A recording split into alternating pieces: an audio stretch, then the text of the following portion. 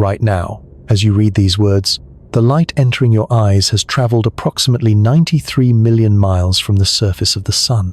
It left its source 8 minutes and 20 seconds ago, moving at 186,000 miles per second, and it has crossed that distance in the time it takes to brew a cup of coffee. That fact alone is staggering enough. But it is not the fact I want you to sit with tonight. Tonight, I want you to step outside. I want you to find a place where the city lights do not drown out the sky, and I want you to look up. On a clear night, far from any urban glow, you can see approximately 2,500 stars with the naked eye. They appear close. They appear scattered across the dome of the sky, like embers from a fire, like salt thrown across black velvet. Your brain, which spent millions of years evolving on the surface of a planet, interprets them as a ceiling, as something you are looking up at, as something in some ancient and inarticulate part of your mind that you could reach if only you had the right ladder. That feeling is a lie, and it is the most consequential lie the human nervous system has ever told itself. Those points of light are not close. They are not a ceiling. They are not scattered like embers across a finite dome. They are suns, entire suns, most of them larger and more violent than the one that warms your face on a summer afternoon, separated from you by distances so vast that the word distance becomes inadequate to contain them. The mathematics required to describe how far away those stars are does not fit inside the human imagination. It cannot. The human imagination was not built for this. It was built for savanna and forest, for river and hillside, for the scale of things that could be walked, hunted, and survived. The scale of the universe does not care about the limits of what we can feel. But here is what troubles me most about this. You already know the stars are far away. You have known it since you were old enough to read. You have heard the words light year perhaps 1,000 times. You have nodded along to explanations about how far away Alpha Centauri is, how long it would take to reach it, how impossible the journey seems with current technology. You have heard all of this and nodded and moved on with your day. And in doing so, you have done what every human being does with information that exceeds the nervous system's capacity to feel. You have filed it away as a fact without allowing it to land as a truth. This video is an attempt to make it land, not as a collection of large numbers, not as a list of engineering challenges to be solved by future generations with better rockets and more ambition, but as something felt, as a reckoning with what those numbers actually mean for any living creature that dares to look up at the night sky and ask whether it will ever stand beneath a different sun. The answer to that question is not simple. It is not a clean yes or no delivered by a single technological barrier. It is a layered confrontation with physics, with biology, with the structure of the human mind and human society, and ultimately with something so fundamental that no amount of engineering progress can touch it. It is a confrontation with the fact that the universe we inhabit was not designed with us in mind, that the distances between stars are not a temporary inconvenience waiting for a sufficiently clever species to overcome them. They are a feature of space-time itself, baked in, non-negotiable, and they impose consequences on any living thing that tries to cross them that go far deeper than the question of how fast a rocket can fly. If you enjoy journeys that fundamentally change the way you see your place in the cosmos, do me a small favor and hit that like button and subscribe. It genuinely helps this channel continue making work like this. Now, find somewhere comfortable. Turn the lights down if you can, because what follows is not a story about the stars. It is a story about us, about what we are, what we need to remain ourselves, and what the void between the stars would do to both if we were ever foolish enough or brave enough to step into it. Let's begin. There is a star visible from the southern hemisphere called Alpha Centauri. To the naked eye, it appears as a single bright point, the third brightest star in the night sky, outshone only by Sirius and Canopus. It sits in the constellation Centaurus, and for most of human history, it was simply one of the bright ones, a navigational reference for sailors crossing the southern seas, a fixed point in a rotating sky. In 1839, a Scottish astronomer named Thomas Henderson, working at the Royal Observatory at the Cape of Good Hope in South Africa, made the first successful measurement of its distance using a technique called stellar parallax. The technique works by observing a star from two different positions in Earth's orbit, 6 months apart, and measuring the tiny apparent shift in the star's position against the background of more distant stars. The shift for even the nearest stars is extraordinarily small, measured in fractions of an arcsecond, fractions of a fraction of a degree. Henderson's measurement was difficult and uncertain, but it established something that had never been confirmed before with numerical precision. Alpha Centauri was not close. It was not in the same neighborhood as our Sun in any meaningful sense. It was, by the standards of everything humanity had ever dealt with, unimaginably far away. We now know that what Henderson was observing was actually a triple star system. Alpha Centauri A and Alpha Centauri B form a binary pair, two stars orbiting each other at a distance roughly comparable to the distance between our Sun and the planet Uranus. Orbiting that binary pair at a much greater distance is a small, dim, red dwarf star called Proxima Centauri. Proxima is the closest of the three to us. It is our nearest stellar neighbor, the closest sun to our Sun, the nearest exit on the cosmic highway, if such a thing existed. Proxima Centauri is 4.24 light-years away. That number contains everything. Let me try to help you feel what it means. A light-year is the distance light travels in 1 year. Light travels at 186,000 miles per second. In 1 second, a photon of light could circle the Earth 7.5 times. In 1 minute, it covers approximately 11 million miles. In 1 hour, roughly 670 million miles. In 1 day, just over 16 billion miles. In 1 year, approximately 5.88 trillion miles, 4.24 light-years. Multiply 5.88 trillion by 4.24. The distance to Proxima Centauri is approximately 24.9 trillion miles. Written out, that number has 13 digits. It looks like this: 24 trillion 900 billion miles. Numbers with 13 digits are not things the human brain handles well. We evolved to count prey animals and tribal members and seasons. We can viscerally feel the difference between 3 and 30. Between 300 and 3,000, the feeling begins to blur. Beyond 1 million, the numbers become symbols rather than sensations. We manipulate them mathematically without ever truly feeling their weight. So let us try something different. Let us not use miles. Let us use time, because time is something the nervous system understands at a gut level in a way that distance does not. The fastest object humanity has ever launched from Earth is the New Horizons spacecraft, which passed Pluto in 2015 and is currently heading toward the outer edges of the solar system. At its peak velocity, New Horizons traveled at approximately 36,000 miles per hour. That is fast, genuinely fast. Faster than any bullet ever fired, faster than any aircraft ever built, fast enough that if you drove a car at highway speed from New York to Los Angeles, New Horizons would complete that same journey in under 5 seconds. At 36,000 miles per hour, traveling continuously with no slowdown, no course corrections, no interruptions of any kind, New Horizons would reach Proxima Centauri in approximately 78,000 years. 78,000 years. The last time anatomically modern humans did anything 78,000 years ago, they were sheltering in cave systems in southern Africa, using ochre pigment on stone, and had not yet spread to every continent on Earth. The agricultural revolution, the foundation of every civilization that has ever existed, was still 70,000 years in the future. Every empire, every religion, every language, every written word, every city, every nation, every war, every scientific discovery in human history, everything from the first Sumerian cuneiform tablet to the device you are reading these words on, all of it has happened within the last 8,000 years.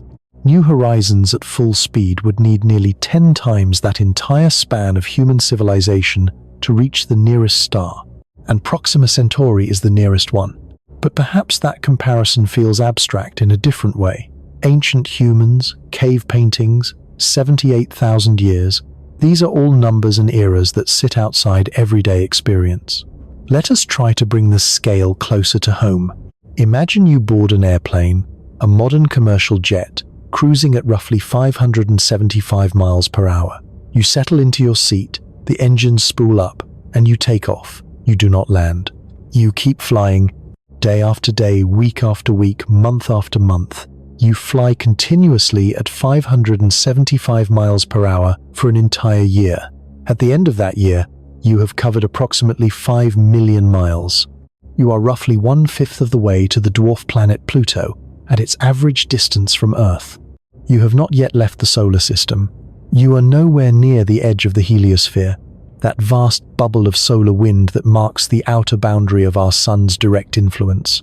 You are, in cosmic terms, still essentially standing in your own driveway. To reach Proxima Centauri at that speed would require approximately 4.9 million years, nearly 5 million years of continuous flight. For context, the entire genus Homo, the lineage that includes every human species that has ever walked the Earth, is only about 2.8 million years old. You would need to fly for nearly twice the entire evolutionary history of humanity to reach the nearest star on a commercial airplane. This is not a technological limitation. This is a statement about the structure of the universe. The stars are not simply far away in the way that distant cities are far away, requiring only faster transportation to become accessible. They are separated by intervals of space so enormous that they represent a qualitatively different category of distance, a category for which human intuition has no adequate vocabulary and no adequate emotional register. We have words for distances we can feel: near, far, distant, across the ocean, on the other side of the world. These words carry emotional weight because they connect to experiences. Near means I can walk there. Far means I will need a vehicle. Across the ocean means weeks on a ship or hours on a plane. On the other side of the world means effort, planning, expense, but ultimately achievable within a human lifetime, without disrupting that lifetime beyond recognition. There is no word in any human language for what 4.24 light years actually means in terms of human experience, because no human has ever experienced a distance of that scale. No human has ever moved at the speeds that would make such a distance traversable within a human lifetime. The closest we have come is the Voyager probes, launched in 1977, which have been flying for nearly 50 years and have covered less than 1/2000th of the distance to Proxima Centauri. In 50 years of continuous flight, our fastest long-range probes have barely scratched the surface of the void between here and the nearest star. What does this mean for a human being who wants to make the crossing? It means that the first problem of interstellar travel is not propulsion. It is not shielding, not life support, not navigation, not the psychological endurance of a crew in isolation. All of those problems are real and all of them are severe, and we will examine every one of them in detail before this journey is over. But the first problem, the one that underlies every other problem, is this. The human brain cannot feel the distance it is being asked to cross. This sounds like a philosophical observation rather than a practical one. It is both. The inability to viscerally feel the scale of the challenge has infected nearly every popular discussion of interstellar travel with a subtle but catastrophic optimism. When someone says that interstellar travel is just an engineering problem, that it merely requires better rockets, more advanced materials, longer-lived life support systems, they are making an error that is not technical but perceptual. They are mapping the interstellar problem onto a template built from terrestrial experience, from the history of exploration on Earth, where seemingly impossible distances were eventually crossed by sufficiently determined people with sufficiently improved ships. But there is a difference between a distance that seems impossible because our current technology is insufficient and a distance that imposes survival requirements that may lie outside the fundamental tolerances of human biology, human psychology, and human social organization, regardless of the technology applied. The Atlantic Ocean was crossed because a human being can survive 3 weeks on a wooden ship without exceeding the limits of what the body and mind can endure. The interstellar void cannot be crossed in 3 weeks by any technology that exists or is on any foreseeable engineering horizon. And every year added to the transit time adds another layer of survival requirements that compound, interact, and amplify each other in ways that have no precedent in human exploration history. There is a particular quality to the darkness between the stars that is worth pausing on before we go further, because the darkness is not simply the absence of light, it is the presence of something. It is not a neutral emptiness waiting to be filled by a passing spacecraft. It is an environment, and it is an environment that has specific physical properties that bear directly on whether anything alive could survive within it. The interstellar medium, the material that fills the space between star systems, is not a perfect vacuum. It contains, on average, approximately 1 atom per cubic centimeter, mostly hydrogen, with smaller amounts of helium and trace quantities of heavier elements and organic molecule. There are regions where the density is higher, molecular clouds where star formation occurs. There are regions of even lower density in the hot, diffuse plasma between the spiral arms of the galaxy. But in the general interstellar medium through which any mission to Alpha Centauri would travel, the density is roughly 1 atom per cubic centimeter. For comparison, the air in the room where you are sitting right now contains approximately 27 quintillion molecules per cubic centimeter. That is 27, followed by 18 zeros. The interstellar medium is not merely thin by comparison. It is so thin that the best vacuum chambers ever constructed in any laboratory on Earth are denser than the space between the stars. The Large Hadron Collider at CERN evacuates its beam pipes to a pressure of approximately 10 to the minus 13 atmospheres, creating one of the finest vacuums ever achieved by human technology. The interstellar medium is roughly 10 times less dense than that. You could not breathe in it. You could not grow anything in it. You could not draw any sustenance from it. The space through which the ship must travel offers nothing, no material resources to harvest, no energy to collect beyond the faint starlight that diminishes to near imperceptibility far from any star, no landmarks, no gravitational aids, no waypoints, no places to stop, nothing to assist the ship, nothing to assist the crew. The void between the stars does not simply separate the destination from the origin. It actively removes every form of external support that any living creature has ever relied upon. And it is saturated with something invisible and lethal, something that moves at nearly the speed of light and passes through metal as if it were not there. Something that has been traveling across the galaxy for millions of years since the violent deaths of stars and the spinning magnetic furnaces of neutron stars and the catastrophic collisions of the most massive objects in the universe launched these particles outward at relativistic velocities into the permanent dark. We will spend considerable time with this invisible passenger later in our journey. For now, it is enough to know that it is there, that it fills the darkness between every star with a radiation environment that is qualitatively different from anything inside the protective bubble of our solar system, and that no human being has ever truly been exposed to it, not for more than a few days at most, on the longest and deepest crewed missions humanity has yet flown. Here is the fact that I find most quietly devastating about all of this. We are the only species on Earth that knows it is trapped. Every other organism that has ever lived on this planet has been confined to its surface, or its oceans, or its atmosphere, without any awareness of that confinement. A dolphin does not know that beyond the ocean, there are other oceans circling other suns.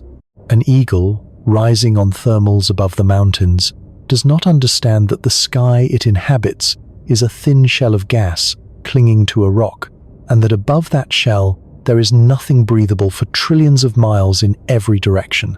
No other creature on Earth has ever looked up at the stars and understood what they are, felt the desire to reach them, and simultaneously understood why it cannot. We have. For at least the past several centuries, since the revolution in astronomy that placed us at an unremarkable location in a vast galaxy among hundreds of billions of other galaxies, the human species has carried this knowledge. We know where we are. We know how small our address is in the cosmic directory.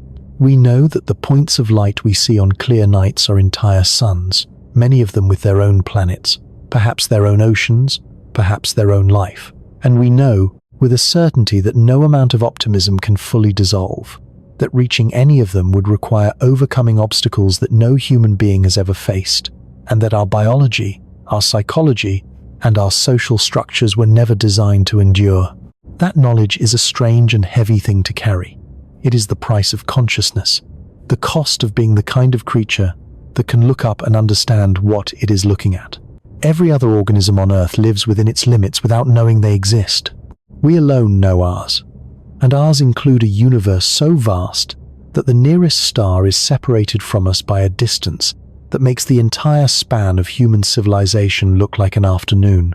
This is not a counsel of despair, it is a counsel of honesty, because the only way to take the challenge of interstellar travel seriously, truly seriously, in a way that might one day lead to something real rather than something cinematic, is to begin by feeling the full weight of what is being asked.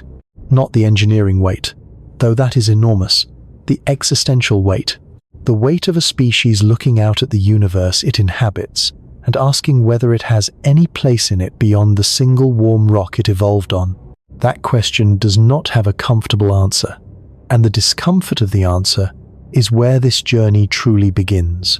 Because once you feel the distance, once it lands not as a number but as a truth, everything else about the interstellar problem changes. The rockets, and the radiation, and the life support, and the psychology, and the generational continuity, all of these stop being technical bullet points in an engineering proposal and become what they truly are. They become chapters in a confrontation between a small and fragile species and a universe that is indifferent to its survival and incomprehensibly larger than anything that species has ever had to reckon with. We are about to reckon with it. There is a bullet fired from a rifle that has been traveling for 43 years. It left the barrel in 1977, accelerated to roughly 1,700 miles per hour in a fraction of a second, and has been moving through space ever since without slowing, without stopping, without any friction to bleed away its velocity, because in the vacuum of space, there is nothing to create friction against. After 43 years of uninterrupted flight, that bullet has covered approximately 660 million miles. It is somewhere in the outer solar system, well past the orbit of Jupiter, approaching the distance of Saturn. That bullet is called Voyager 2, and the comparison to a rifle bullet is not quite accurate, because Voyager 2 is actually moving considerably faster than a rifle bullet. It travels at approximately 34,000 miles per hour, roughly 20 times the speed of a bullet fired from a high-powered rifle. The reason it has covered only 660 million miles in 43 years, despite moving at 20 times the speed of a bullet, is that space is so empty, so devoid of any reference points, that the motion feels like no motion at all. The spacecraft moves through a void that offers no visual feedback, no sense of progress, no confirmation that anything is changing, except the slowly weakening signal reaching its antenna and the slowly dimming dot of the sun receding behind it.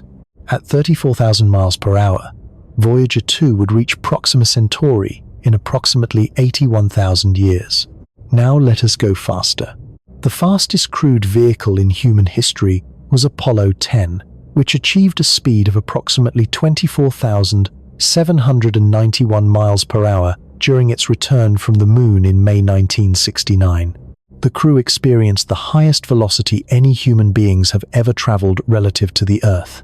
They were moving so fast that the entire journey from the Moon to splashdown in the Pacific Ocean took only a few days. At that speed, they would have reached Proxima Centauri in approximately 115,000 years. Slower than Voyager, faster than a car, still 115,000 years. Let us go faster still. The Parker Solar Probe, launched in 2018, is designed to fly closer to the Sun than any spacecraft in history, using the Sun's gravity to accelerate to extraordinary velocities during its closest approaches. In December of 2024, during one of its perihelion passes, it achieved a speed of approximately 430,000 miles per hour. That is the fastest any human-made object has ever traveled. It is so fast that it could circle the Earth at the equator 17 times in a single minute. At 430,000 miles per hour, a spacecraft heading for Proxima Centauri would arrive in approximately 6,600 years, still longer than all of recorded human history. This is the moment when most discussions of interstellar travel introduce a sense of possibility. Someone points out that the Parker Solar Probe achieved its extreme velocity by using the sun's gravity as a slingshot, and that this technique cannot be sustained indefinitely, but that future propulsion technologies could in principle push a spacecraft to much higher speeds. Nuclear thermal rockets, nuclear pulse propulsion, fusion drives, antimatter engines, laser-propelled light sails. Each of these concepts promises velocities that leave chemical rockets behind entirely, and the logic seems sound. If 430,000 miles per hour takes 6,600 years, and we can build engines that go 10 or 20 times faster, then perhaps we can bring the transit time down to something within the range of human experience. This is where we need to slow down, because the relationship between velocity and transit time is linear, but the relationship between velocity and the cost of achieving that velocity is not. It is exponential. And that exponential relationship is enforced not by any engineering limitation, but by a mathematical law that has been tested and confirmed so thoroughly that it is as reliable as any fact in physical science. It is called the Tsiolkovsky rocket equation, named after Konstantin Tsiolkovsky, a Russian schoolteacher and self-taught mathematician who in 1903 derived the fundamental relationship governing how rockets work. Tsiolkovsky spent most of his life in poverty, in the small Russian town of Kaluga, teaching mathematics in a provincial school while filling notebooks with calculations about space travel. He was nearly deaf from scarlet fever, contracted in childhood. He had no laboratory, no funding, no colleagues working on similar problems. He had mathematics and imagination, and an extraordinary ability to follow an equation wherever it led, regardless of whether the destination was comfortable. Where his equation led was here. To travel faster, a rocket must carry more propellant, but propellant has mass, and carrying more mass requires more propellant to accelerate that mass, which adds more mass, which requires more propellant, which adds more mass. The relationship spirals upward exponentially. Every time you want to double your final velocity, you do not double your propellant requirement, you square it or cube it. The numbers grow in ways that rapidly escape the bounds of practical engineering. To understand what this means concretely, consider a spacecraft using the best chemical rocket propellant available, liquid hydrogen and liquid oxygen, the same propellant used in the Saturn V that sent humans to the moon. If you want this spacecraft to reach 1% of the speed of light, approximately 6.7 million miles per hour, the Tsiolkovsky equation tells you that the propellant you need to carry at launch would outweigh the spacecraft itself by a factor of roughly 400 to 1. For every kilogram of spacecraft, you need 400 kilograms of propellant. At 2% of light speed, the ratio climbs to around 160,000 to 1. At 10% of light speed, the numbers become so large they have no practical meaning. You would need more propellant than exists in the observable universe. Chemical rockets cannot solve this problem, not with better engines, not with more efficient combustion, not with any improvement to the chemistry of propellants. The Tsiolkovsky equation does not care about engineering excellence. It is a statement about physics. The energy stored in chemical bonds is simply not sufficient to accelerate a meaningful payload to interstellar velocities without requiring fuel masses that are physically impossible to carry. This is why serious interstellar propulsion research has moved beyond chemistry entirely. The most mature alternative concept currently under active development is nuclear thermal propulsion. Instead of burning chemical propellant, a nuclear thermal rocket uses a fission reactor to heat hydrogen to extremely high temperatures and expel it through a nozzle at velocities, roughly twice those achievable with chemical combustion. The performance improvement is real and meaningful for missions within the solar system. NASA and DARPA are currently collaborating on a nuclear thermal demonstration mission called Draco, with a test flight planned for the late 2020s. But doubling the exhaust velocity of a chemical rocket, as significant as that improvement is for reaching Mars, makes almost no difference to the interstellar problem. The Tsiolkovsky equation is still in effect. The exponential relationship between desired velocity and required propellant mass still holds. Nuclear thermal propulsion reduces the tyranny of the rocket equation somewhat, but does not escape it. A nuclear thermal spacecraft heading for Proxima Centauri at the velocities this technology can realistically achieve would still require tens of thousands of years to complete the journey. It is a better rocket. It is not an interstellar rocket. Nuclear pulse propulsion is more ambitious and more interesting. The concept, first seriously studied during Project Orion in the late 1950s and early 1960s, works by detonating a series of small nuclear explosions behind the spacecraft and using the resulting plasma pressure to push against a large shock-absorbing plate attached to the vessel. Each explosion provides an impulse of thrust. Enough explosions, closely enough spaced, and the spacecraft accelerates to velocities that chemical rockets could never approach. Project Orion was remarkable in the history of space engineering because it was one of the very few propulsion concepts in which the physics clearly worked, and the engineering challenges, while formidable, were not obviously insurmountable. The concept was studied seriously by physicists of genuine caliber, including Freeman Dyson, who later calculated that an Orion spacecraft optimized for interstellar travel could potentially achieve velocities in the range of 3 to 5% of the speed of light. At 5% of light speed, the journey to Proxima Centauri would take approximately 85 years. 85 years. For the first time, a number that sits within the range of a human lifespan.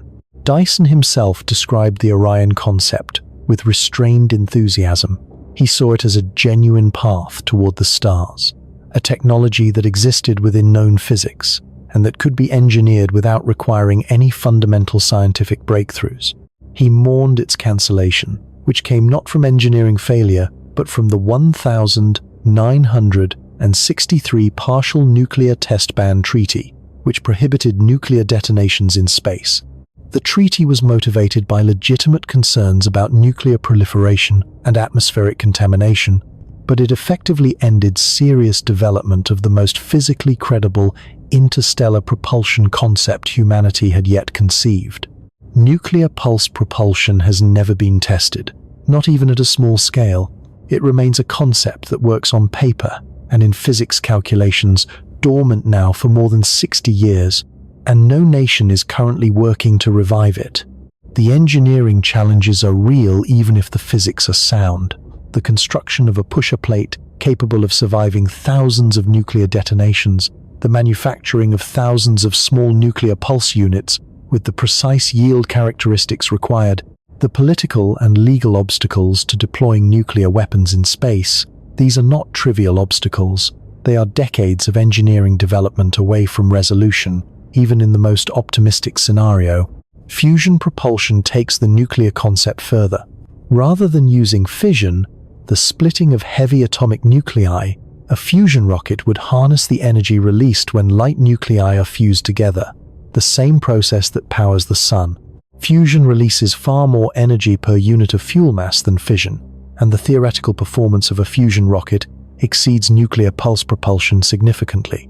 A well-designed fusion drive might achieve exhaust velocities corresponding to 5 to 10% of light speed, and with staged designs or more advanced configurations, perhaps somewhat higher.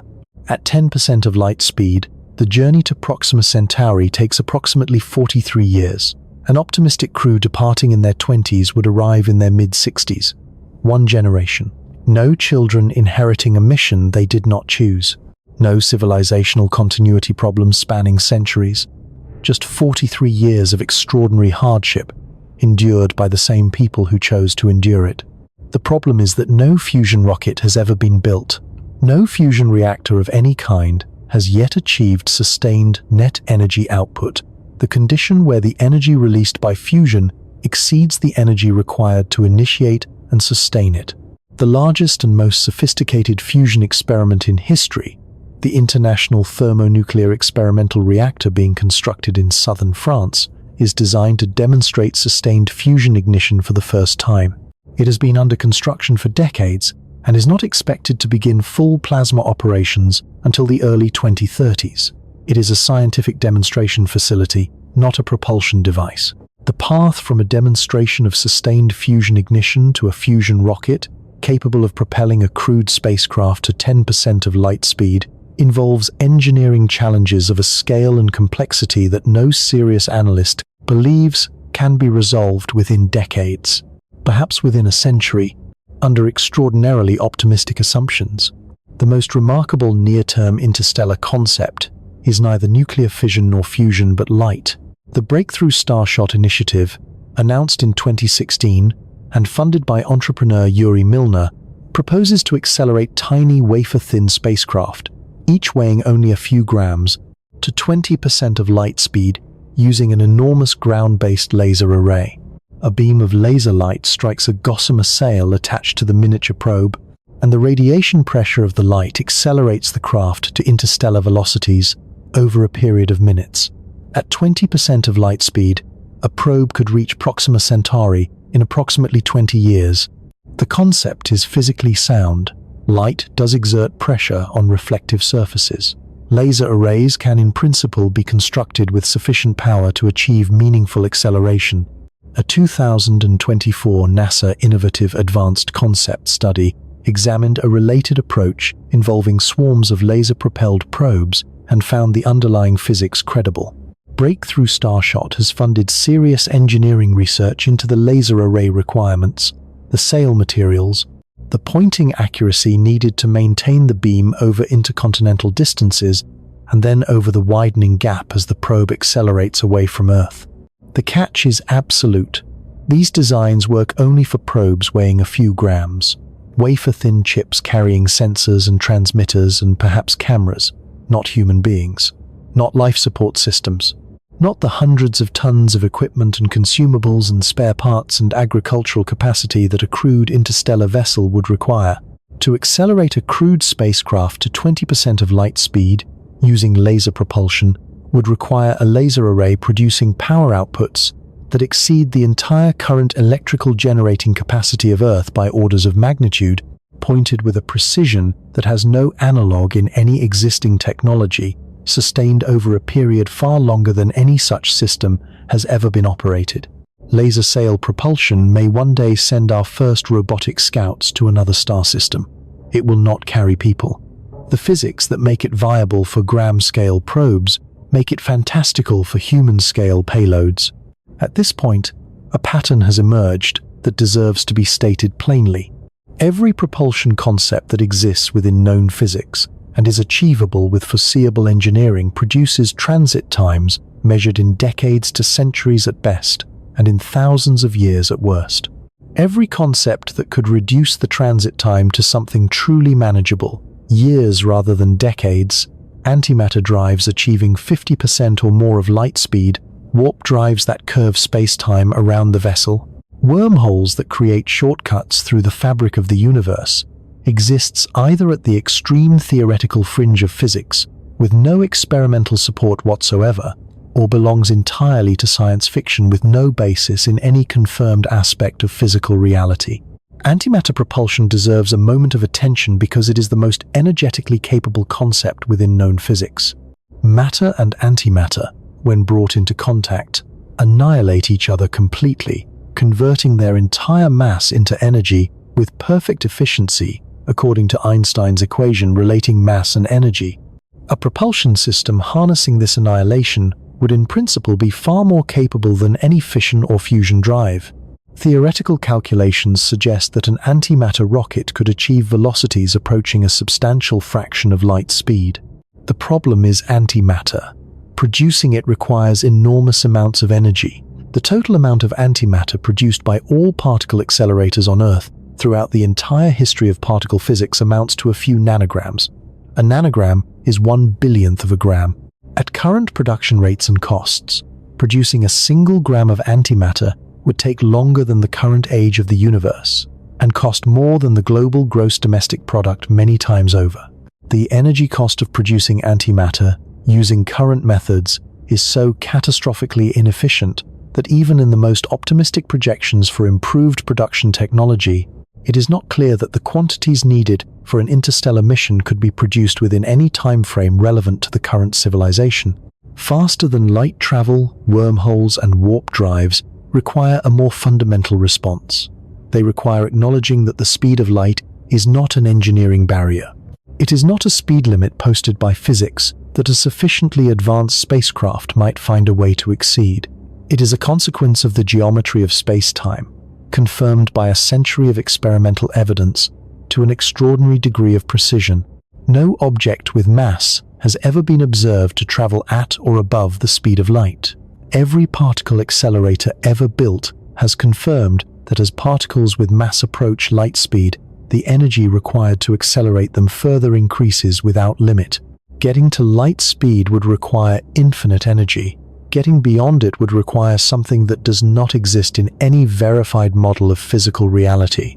Theoretical physicists have explored mathematical solutions to Einstein's field equations that permit apparent faster-than-light travel. The Alcubierre metric, proposed in 1994, describes a space-time geometry in which a region of space contracts in front of a spacecraft and expands behind it, carrying the vessel forward at an apparent velocity exceeding light, without the vessel itself ever locally exceeding the speed of light. It is a mathematically consistent solution.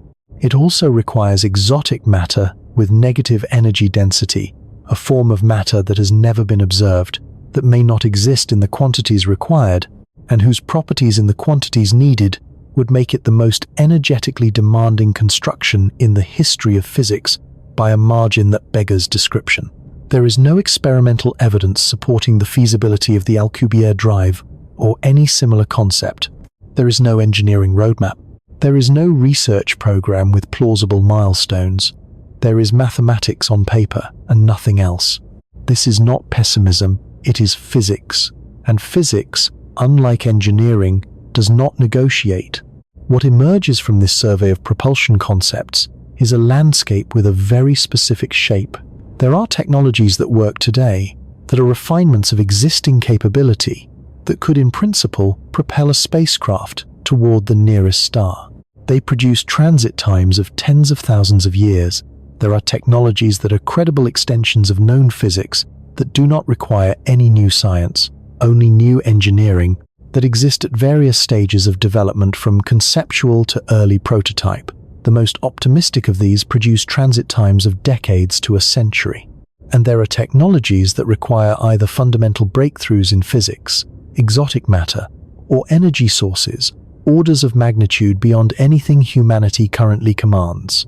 These produce transit times that are theoretically short, but practically inaccessible in any time frame the current civilization can meaningfully plan for.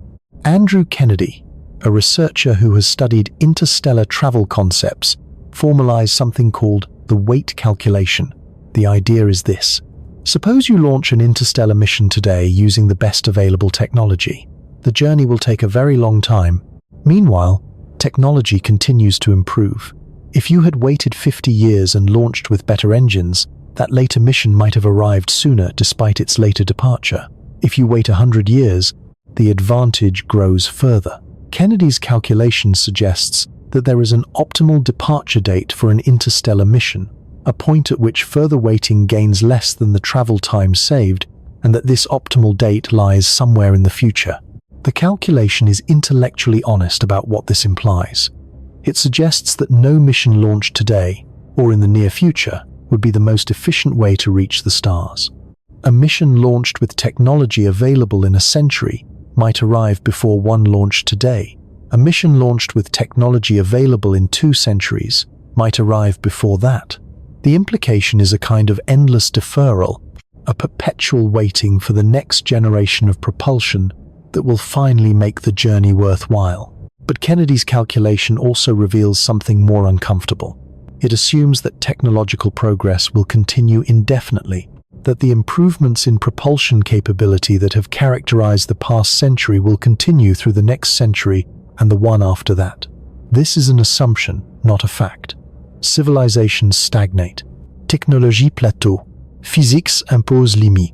And the weighting calculation breaks down entirely if the technology needed to reduce transit times to truly manageable levels, times measured in years rather than decades, requires breakthroughs that never come.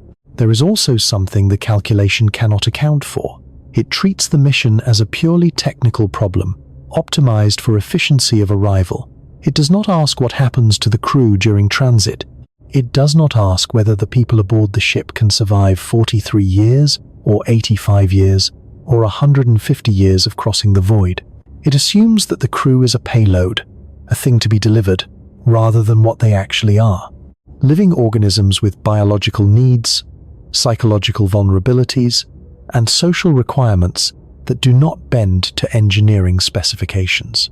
This is the transition point, the place where the conversation changes from the question of how to get a spacecraft across 25 trillion miles to the question of what happens to the people inside it while it is crossing. Because the two problems are not equivalent. The spacecraft problem is, at its core, a problem of energy and materials. Given sufficient energy and sufficiently advanced materials, a spacecraft can in principle be built that will cross the distance. The timeline may be long, the engineering challenges may require centuries of development, but the physics permits it. The universe does not prohibit a metal object from crossing interstellar space.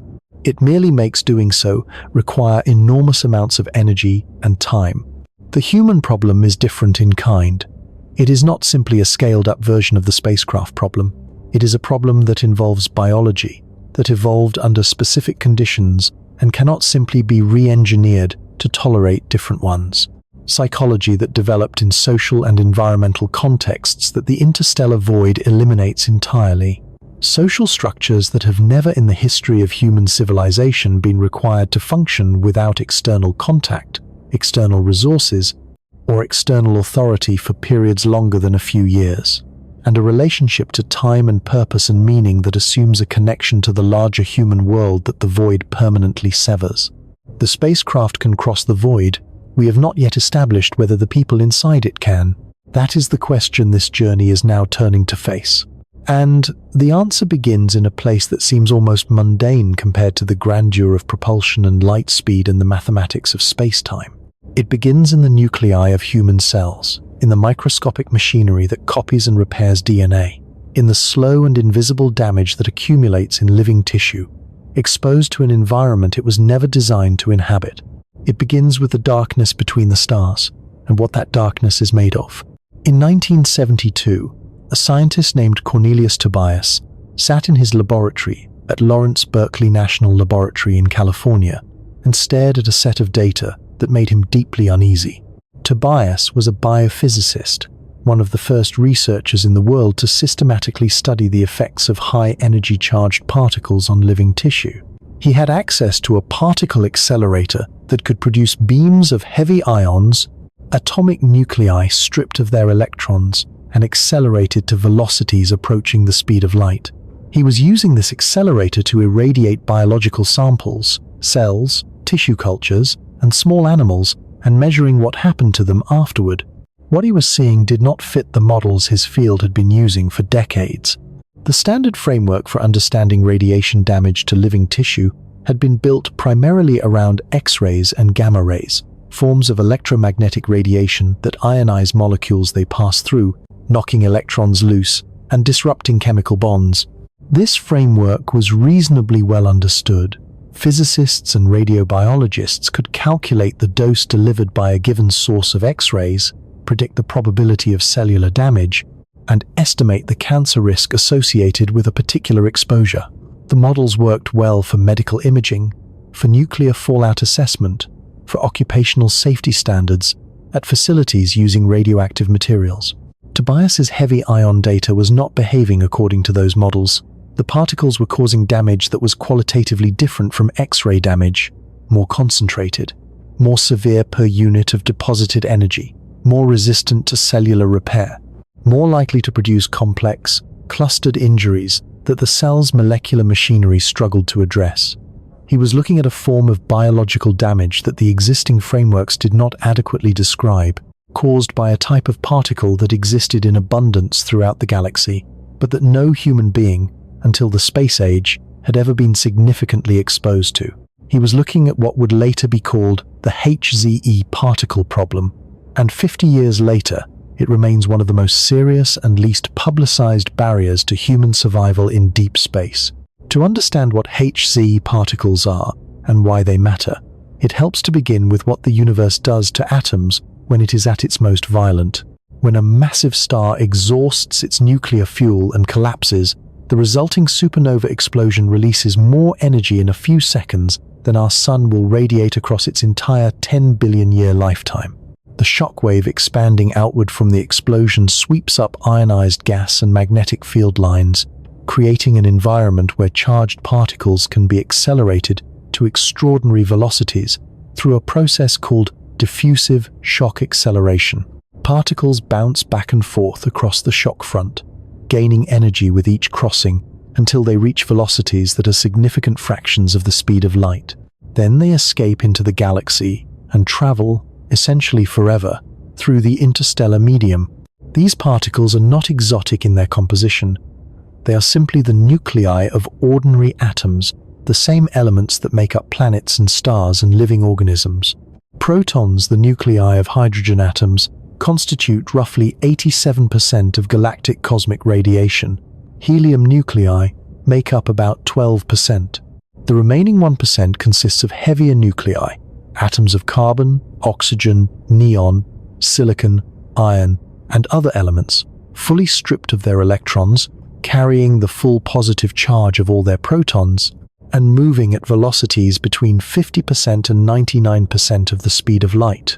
That 1%, those heavy nuclei, they are the problem. The reason they are, the problem comes down to a quantity physicists call linear energy transfer, which measures how much energy a particle deposits per unit length of material it travels through. A photon of X-ray radiation has a relatively low linear energy transfer. It deposits its energy diffusely along a relatively long path through tissue, causing scattered, isolated damage that cellular repair mechanisms have evolved to handle. A proton has a higher linear energy transfer but still produces damage that, at moderate doses, the cell can often repair correctly. A heavy nucleus, an iron atom moving at 90% of the speed of light, has a linear energy transfer that is orders of magnitude higher than either. It carries an enormous amount of kinetic energy, concentrated in a single particle moving in a single direction. As it passes through biological tissue, it leaves behind a dense column of ionization, a track of molecular destruction so concentrated and so chemically complex that it has no analog in the radiation types that medical science and radiation protection standards were built around. Imagine dragging a hot iron rod through a sheet of paper compared to poking it with a needle. The needle makes a small hole that can be patched. The rod leaves a charred furrow that cannot. An iron cosmic ray passing through a human cell does something closer to the rod than the needle. It tears through the cell nucleus, leaving a dense trail of broken DNA strands, shattered proteins, ruptured membranes, and chemically reactive free radicals that continue damaging surrounding molecules for microseconds after the particle has passed. The specific type of DNA damage that HZE particles cause is called a complex clustered lesion. Under normal circumstances, when a cell's DNA is damaged by a chemical agent or a low-energy radiation source, the damage tends to occur at isolated points along the double helix. The cell has sophisticated machinery, a collection of proteins collectively called the DNA damage response, that can detect these isolated breaks, bring the broken ends together, and repair them with reasonable accuracy. The system is not perfect, errors are made, but it is effective enough that organisms have survived billions of years of background radiation on Earth's surface without catastrophic genomic instability. Complex clustered lesions defeat this machinery. When an HZE particle tears through a cell nucleus, it may cause dozens or hundreds of individual damage events within a region spanning only a few nanometers of DNA. Strand breaks, base modifications, crosslinks between strands, and chemical alterations all occurring simultaneously in a space smaller than a single gene. The repair machinery tries to address this damage, but it was not designed for clustered injuries of this density and complexity. The broken ends of DNA may be rejoined incorrectly, attaching pieces from different chromosomes, inverting segments, deleting sequences. The result is a cell that is no longer operating with an accurate copy of the genome it was given. Some of these cells die immediately, which is relatively benign. Some are recognized as damaged and eliminated by the immune system, also relatively benign. but some survive with their scrambled genomes intact, and these are the cells that can eventually become cancer. And some survive in ways that alter their function without killing them, producing subtle changes in the proteins they make, the signals they send, the behavior they exhibit in their tissue context. In neurons, which do not divide and cannot be replaced, damage of this kind is permanent by definition. A neuron that survives an HZE particle traversal carrying unrepaired or misrepaired DNA damage will carry that damage for the rest of the organism's life. In 2018, a research team led by Charles Limoli at the University of California, Irvine published a study in the journal Scientific Reports that sent a quiet shockwave through the community of scientists working on NASA's Human Research program. Limoli and his colleagues had exposed mice to a simulated deep space radiation environment at the NASA Space Radiation Laboratory at Brookhaven National Laboratory in New York, one of the few facilities in the world capable of producing beams of heavy ions at the energies and compositions relevant to galactic cosmic radiation. The mice received doses comparable to what an astronaut would accumulate over a 6-month deep space mission, well below the threshold for acute radiation sickness, well within the range that any Mars mission would involve. Then the researchers waited. They waited 6 months after exposure, equivalent to a substantial fraction of a mouse's lifespan, before assessing the animal's cognitive function through a battery of behavioral tests. What they found was not subtle. The irradiated mice showed significant impairment in multiple cognitive domains.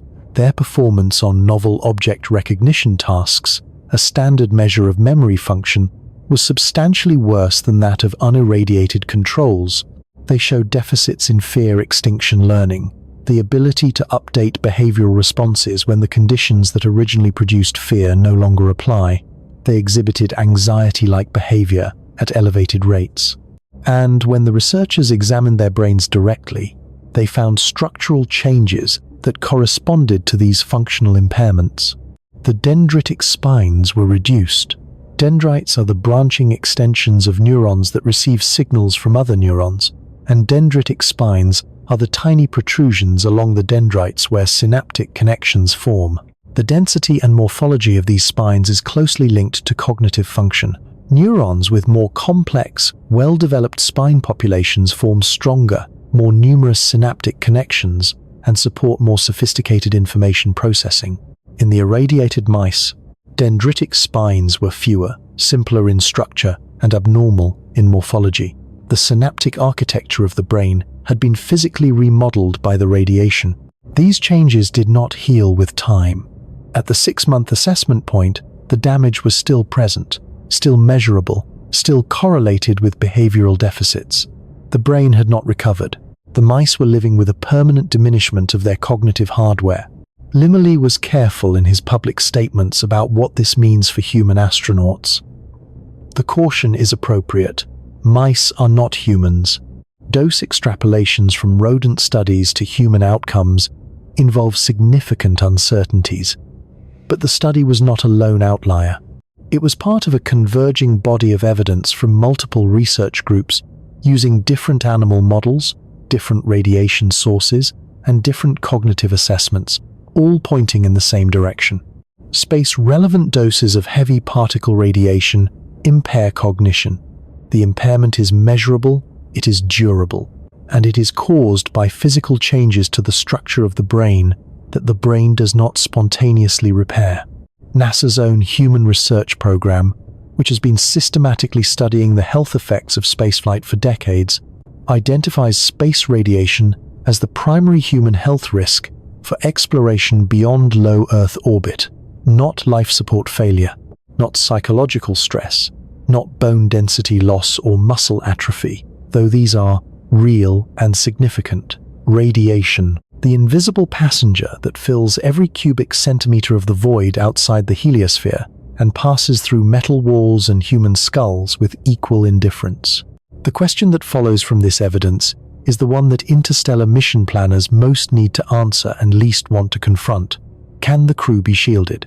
The intuitive answer is yes. Shielding works for other things. Lead stops X-rays. Thick concrete stops gamma radiation. A few centimeters of polyethylene stops most solar particle events, the bursts of relatively low-energy protons that the sun occasionally unleashes during periods of high activity. Surely some thickness of material, some configuration of protective layers, can stop or adequately attenuate the heavy ion component of galactic cosmic radiation. The answer is no.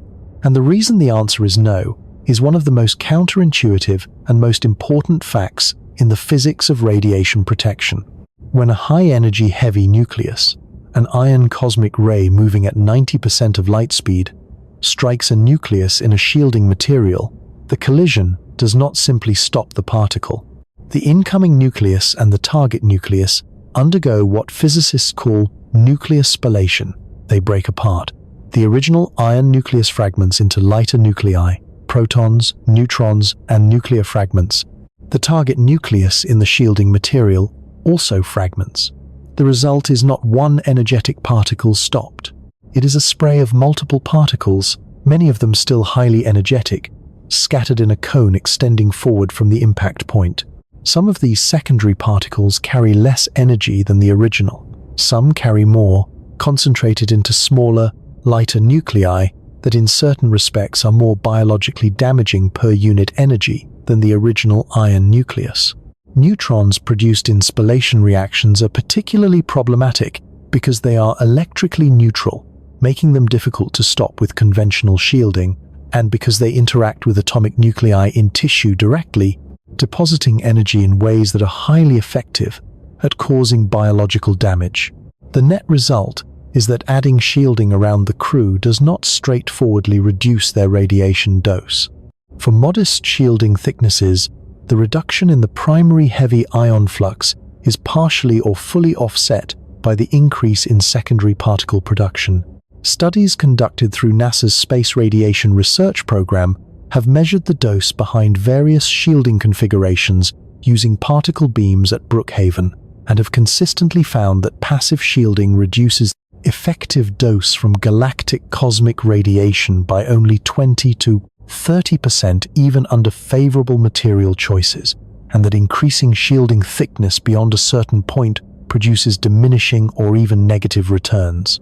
The materials that perform best are hydrogen-rich substances, water, polyethylene, and other hydrogenous plastics, because hydrogen nuclei are too small to produce significant secondary fragmentation. A wall of water is a better radiation shield than a wall of aluminum for this reason. But even water, in any thickness that could be carried on a spacecraft without making the vessel prohibitively massive, reduces the galactic cosmic ray dose by only a fraction of what would be needed to bring it within acceptable limits for a multi-decade transit. Active magnetic shielding, using powerful superconducting magnets to generate a magnetic field around the spacecraft that deflects incoming charged particles, the way the Earth's magnetosphere deflects solar wind, is theoretically more promising. Charged particles moving through a magnetic field experience a force perpendicular to their motion that curves their trajectory. A sufficiently strong field could in principle deflect most incoming cosmic ray particles away from the crew compartment before they reach the shielding material and produce secondary radiation. The engineering challenges are formidable. The magnetic field required would need to be extraordinarily strong, maintained over a volume large enough to envelope the crew compartment and sustained without interruption for the entire transit. The superconducting coils needed to produce such a field would require continuous cryogenic cooling to maintain their superconducting state. The mass of the coil systems and their supporting structures and cooling equipment would add enormously to the spacecraft's total mass. The power requirements would be substantial, and the structural forces generated by such powerful magnetic fields would impose extraordinary stresses on the spacecraft's frame. No working prototype of an active magnetic shield suitable for a crewed spacecraft has ever been built. The concept has been studied theoretically and with small laboratory demonstrations, but the gap between laboratory demonstration and a flight-ready system capable of protecting a crew for decades is a gap that no current engineering program is close to bridging. The conclusion from all of this is one that the interstellar travel community finds genuinely uncomfortable. There is no known shielding solution that can adequately protect a human crew from galactic cosmic radiation during a transit lasting decades. Not passive shielding, not active magnetic shielding, not any combination of the two that can be built with foreseeable technology at a mass that a spacecraft could carry. The crew will be irradiated, the dose will accumulate, and the accumulation will produce biological consequences that begin with elevated cancer risk and extend over sufficient time to measurable cognitive impairment in the people most needed to operate the ship. Now add duration, because duration is the variable that transforms a survivable risk into an existential one. NASA's current permissible exposure limits for astronauts are set to keep the risk of exposure-induced death from cancer below 3% over a career. These limits were established for astronauts spending months to perhaps 2 or 3 years in low Earth orbit and in cislunar space, where the radiation environment is elevated compared to Earth's surface, but still partially moderated by proximity to the heliosphere. The limits were not designed with interstellar missions in mind, because interstellar missions did not exist as a planning reality when the limits were set. An astronaut spending 6 months aboard the International Space Station receives a radiation dose of roughly 80 millisieverts. An astronaut spending 6 months beyond the heliosphere, in the full intensity of the interstellar radiation environment, would receive approximately 400 millisieverts, 5 times the ISS dose. And that 6-month comparison is almost meaninglessly optimistic in the context of interstellar travel. A mission to Proxima Centauri, even under the most optimistic fusion propulsion scenario, lasts 43 years. Over 43 years at 400 millisieverts per 6 months, a crew member would accumulate approximately 34,000 millisieverts, 34 sieverts. NASA's career dose limit for the most radiation-resistant astronaut category is approximately 1 sievert. The interstellar crew would exceed that limit within the first few months of leaving the heliosphere. They would exceed it by a factor of 34 by the time they arrived. At doses above 6 sieverts delivered acutely, radiation sickness becomes fatal without medical intervention. But chronic exposure over decades is not the same as acute exposure. The biological consequences of chronic high-dose radiation are different in character if not in severity. They manifest as elevated cancer rates, progressive cardiovascular disease from endothelial damage to blood vessels, accelerating cataract development, immune system dysfunction, and the slow cognitive decline documented in Limley's work and corroborated by multiple subsequent studies. A crew of 30 people embarking on a 43-year transit would not all die of radiation sickness in the conventional sense. They would age differently than they would have on Earth. Their cells would accumulate DNA damage at rates their repair machinery could not fully address. Their cancer rates would be dramatically elevated from what they would have experienced in any other context. Their cardiovascular systems would show early signs of radiation-accelerated atherosclerosis within years of departing the heliosphere. Their brains would be quietly, irreversibly remodeled by the passage of heavy particles through their neural tissue year after year for the entire duration of the crossing. The most devastating aspect of this is not the physical suffering, though the physical suffering would be real. It is the specific cognitive domains that appear most vulnerable to HZE particle damage. Limley's work and subsequent studies point consistently to deficits in precisely the executive functions most needed for operating and maintaining a complex spacecraft over decades. Working memory, the ability to learn new procedures and adapt to novel problems, the capacity to suppress irrelevant information and focus on critical tasks, the regulation of emotional responses under stress. These are not peripheral capabilities. They are the core of what it means to be a competent engineer, physician, or scientist. The people aboard the ship would not simply become ill. They would become, gradually and measurably, less capable of performing the work that the ship's survival depends on. The radiation would not kill them outright. It would quietly erode the very faculties they need to keep themselves alive. There is a particularly cruel irony in the geometry of this problem. The faster the ship travels, the sooner the transit ends, and the less total radiation dose the crew accumulates. A ship crossing to Proxima Centauri in 43 years exposes the crew to far less total radiation than one taking 85 years. Speed is, from a radiation perspective, the crew's most important protective factor. Every year of transit time is another year of cumulative irradiation. But speed requires energy. And as we have already established, the energy required to accelerate a crewed spacecraft to the velocities needed for a transit measured in decades rather than centuries is so enormous that it lies beyond any near-term engineering capability. The propulsion problem and the radiation problem are linked in the cruelest possible way. The only thing that reduces the radiation threat makes the propulsion problem harder. The only propulsion technology available in the near term extends the transit time and amplifies the radiation threat. This linkage is not a coincidence. It is a structural feature of the interstellar problem. The universe does not simply place a destination far away. It surrounds the path to that destination with an environment that is specifically hostile to the biological systems doing the traveling, and it makes the most obvious remedy, arriving faster, dependent on technologies that do not yet exist. Consider what this means in human terms.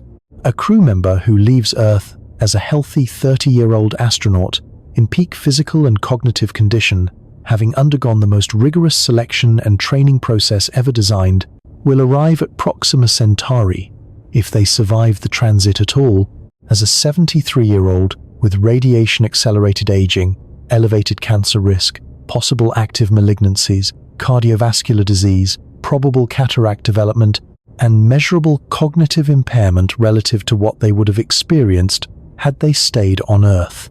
They will be asked, in this condition, to perform the most technically demanding tasks of the mission: orbital insertion around a new star system, assessment of unknown planetary environments, deployment of habitats or equipment, the 1,000 decisions and procedures that accompany the first human arrival at another sun.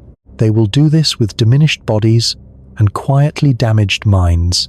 After 43 years of confinement in a vessel smaller than a city block, further from any help or resupply than any human being has ever been, having watched some of their colleagues die during the crossing, and having buried them in the void between stars because there was nowhere else to put them. This is not a dramatic failure scenario. This is the optimistic one. This is what success looks like. If success means the ship arrives and some of the crew are still alive, the radiation problem does not prevent the mission from launching. It does not prevent the ship from flying. It merely ensures that the people inside it will be, by the time they arrive, profoundly and irreversibly marked by the crossing, not broken, not destroyed, but changed in ways that no medicine, no training, and no technology currently available can prevent. Tobias, working in his Berkeley laboratory in 1972, could not have known all of this in the detail we know it today, but he understood the essential shape of the problem. He understood that heavy ion radiation was different in kind from the radiation types that medical science had built its frameworks around, and that the implications for anyone venturing into deep space were serious in ways that the field had not yet fully reckoned with. He spent the rest of his career trying to characterize that difference, to build the experimental foundation that would allow later scientists to quantify what the void does to living tissue. He died in 2000, before the Human Research Program had fully assembled the picture he had begun to paint, before Lemoli's work on cognitive impairment, before the epidemiological data linking Apollo astronauts' deep space exposure to elevated cardiovascular mortality decades later, before the full weight of what he had found in those early particle beam experiments had been assembled into its current, sobering form. What he found in 1972 was not the answer to the interstellar problem. It was the opening chapter of a confrontation between human biology and the physics of a universe that did not design its void with us in mind. A confrontation that has been ongoing for 50 years now, growing more detailed with each study, each particle beam experiment, each analysis of astronaut health data, and still arriving at the same fundamental conclusion. The darkness between the stars is not empty. It is full of something that moves at nearly the speed of light and passes through everything we can build and everything we are made of, leaving damage behind with the quiet persistence of a tide wearing down stone. Not fast enough to be dramatic, not slow enough to be ignored, just constant, cumulative, and for any human being crossing the interstellar void, ultimately inescapable. The body has its answer now. The answer is that it cannot make this crossing unscathed, that the universe will mark every cell, every synapse, every vessel wall with the evidence of what it passed through. That arriving is not the same as arriving intact, but the body is only one of the things the void will test. The ship carrying that body must also survive. And the ship's survival depends on systems that must function without failure for decades, that must recycle every molecule of air and water without loss, that must grow enough food to sustain every person aboard, that must do all of this using only what was carried from Earth with no resupply and no repair from outside. The body will be changed by the crossing. The question now is whether the systems keeping that body alive can endure it. On the 26th of September 1991, 8 human beings walked through an airlock in the Arizona desert and sealed it behind them. They were entering a structure called Biosphere 2, a collection of interconnected glass and steel enclosures, covering approximately 3.14 acres of desert ground near Oracle, Arizona. The structure contained a miniature rainforest, a mangrove wetland, a savanna, a desert, a fog desert, an agricultural zone, and a human habitat. It held roughly 3,800 species of plants and animals. It had its own ocean, a 900,000-gallon saltwater tank with a wave machine. It had been designed, at a cost of approximately $200 million, to be a completely self-contained ecological system sealed from the outside world, recycling all of its air, water, and nutrients internally. The 8 people who entered it, 4 men and 4 women, were called bionauts. They planned to live inside for 2 years. They would grow their own food, breathe air produced by the ecosystem's plants, drink water recycled through the system's biological and mechanical processes, and demonstrate that a closed ecological life support system could sustain human life indefinitely without any inputs from outside. The mission did not go as planned. Within months, oxygen levels inside the structure began dropping. The dense soil of the agricultural zones had been prepared in ways that promoted microbial activity far more vigorous than anticipated. The microbes were consuming oxygen at rates that the plant photosynthesis inside the sealed structure could not replace. By January of 1993, 16 months into the mission, oxygen levels had fallen from the normal atmospheric concentration of 21% to approximately 14.2%. At that concentration, the bionauts were experiencing the equivalent of living at an altitude of roughly 13,000 feet above sea level. They were weak, cognitively impaired, unable to perform physical work without becoming breathless. Several were showing symptoms of hypoxia. The mission management made the decision to pump oxygen into the structure from outside. The seal was broken. The demonstration of closure had failed. But oxygen depletion was only the most dramatic of Biosphere 2's problems. Morning glory vines grew so aggressively they began choking out other plant species, reducing the botanical diversity the system depended on. 19 of the 25 vertebrate species introduced into the structure went extinct during the closure. Most of the pollinating insects died, compromising the agricultural system's reproductive cycles. Cockroaches and ants, not originally among the intended inhabitants, thrived in the warm, enclosed environment and became ecological dominants in ways the designers had not anticipated. Nitrous oxide levels in the atmosphere rose to concentrations that can impair the metabolism of vitamin B12 in humans, creating a slow nutritional vulnerability that compounded the crew's other health challenges. The food production system struggled. The agricultural zone had been designed to provide adequate calories for 8 people, but yields fell short of projections. The bionauts lost an average of roughly 16% of their body weight during the closure, despite working long hours in the fields. They were hungry, chronically, not starving, but never fully fed. The caloric deficit was constant and cumulative, wearing at their physical resilience and their psychological reserves simultaneously. And then there was the social dimension. 8 people confined together in a sealed environment for 2 years, with no possibility of leaving and no relief from each other's company, fractured. The crew divided into 2 factions that ate separately. communicated minimally, and maintained a state of cold internal conflict for much of the mission's duration. The specific causes were complex and disputed, but the pattern was not surprising to anyone familiar with the psychology of isolated, confined environments. Small disagreements that in ordinary social contexts would be resolved through the release valve of physical separation and changed social scenery became permanent grievances in an environment where no one could walk away. Biosphere 2 was not a failure in any simple sense. It produced valuable scientific data about closed ecological systems. It demonstrated, concretely, how much harder the closure problem was than its designers had believed. It identified failure modes that had not been anticipated in the engineering specifications. It was, in the brutal assessment that science sometimes requires, an enormously expensive demonstration that building a sealed, self-sustaining ecological system capable of supporting human life for 2 years was beyond the state of the art in 1991. 30 years later, it remains beyond the state of the art. The International Space Station is the most sophisticated life support system humanity has ever put into operational service in space. It has been continuously inhabited since November of the year 2000, making it the longest-running crewed space habitat in history.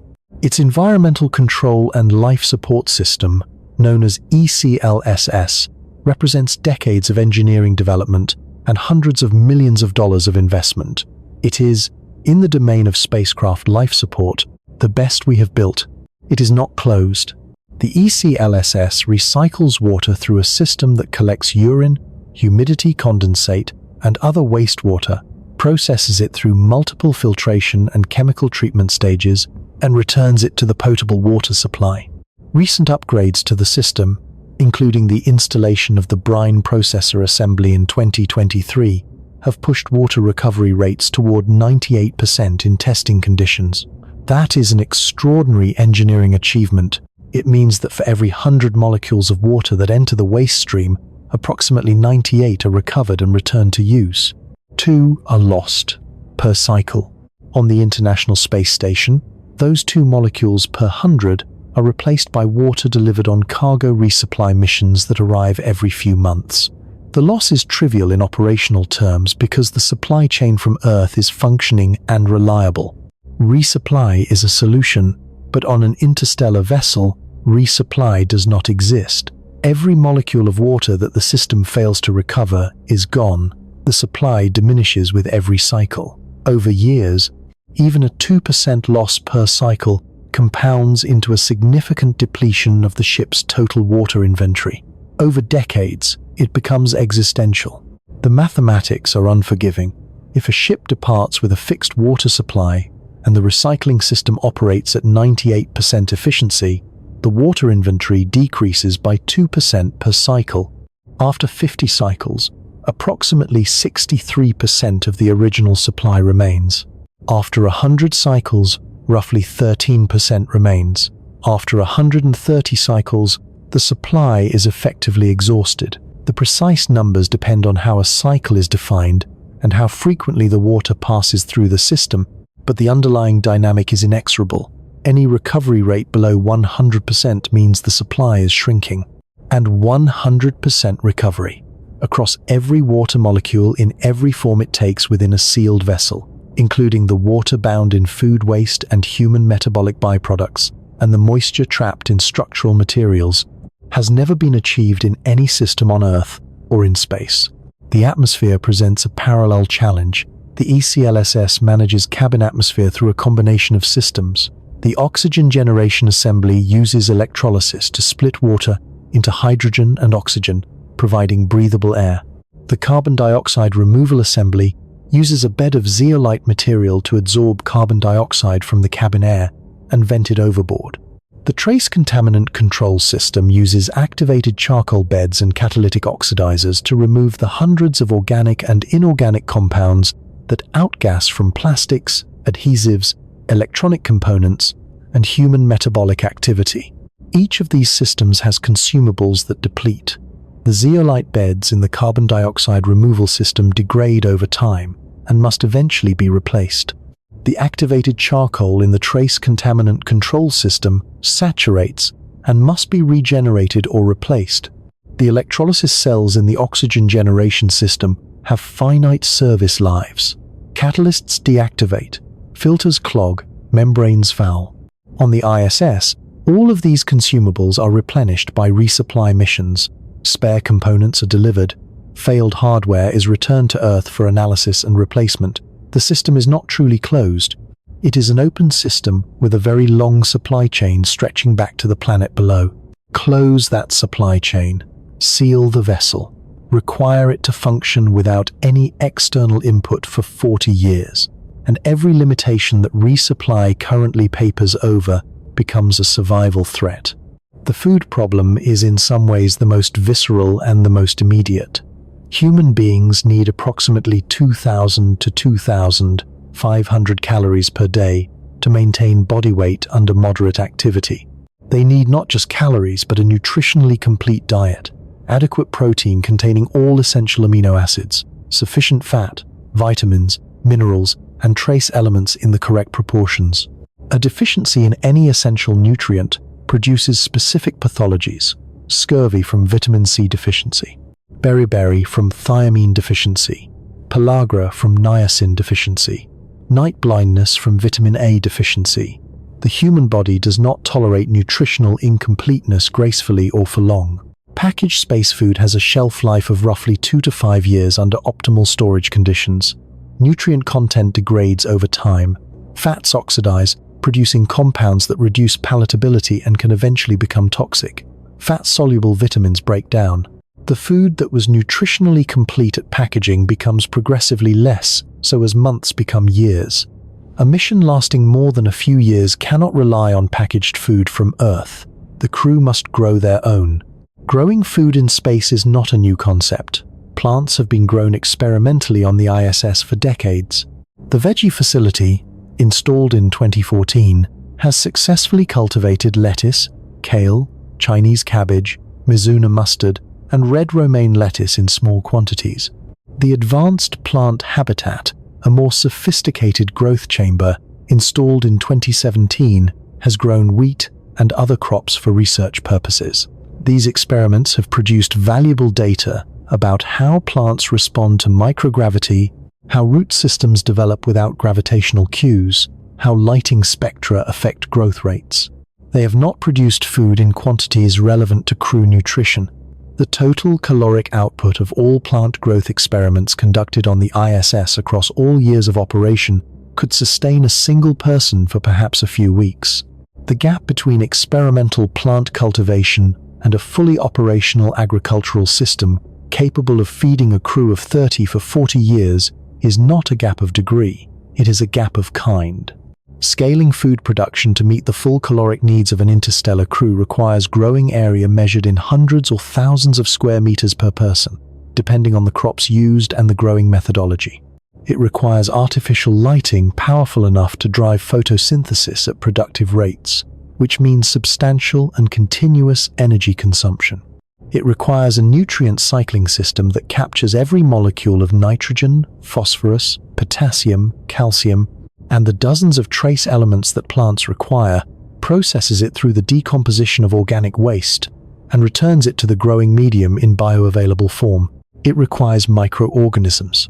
Lots of them. Specific communities of bacteria, fungi, and other microbes that decompose organic matter, fix nitrogen from the atmosphere, solubilize phosphorus, and perform the 100 chemical transformations that make soil fertile and productive. These communities are not simple. A gram of healthy agricultural soil contains billions of microorganisms representing thousands of species interacting in networks of competition, symbiosis, and metabolic interdependence that soil scientists have spent decades trying to understand and have not yet fully characterized. Managing these microbial communities in a sealed environment over decades, without the natural inputs that maintain their diversity and function in terrestrial agriculture, is a problem that no one has solved. The microbial communities will evolve. Under the pressures of the closed environment, radiation exposure, and the specific chemical conditions inside the ship, bacterial and fungal populations will shift. Some species will thrive, others will decline, mutations will accumulate. Populations that were benign at launch may evolve characteristics that make them harmful. Pathogens may emerge from previously innocuous strains. This is not speculation.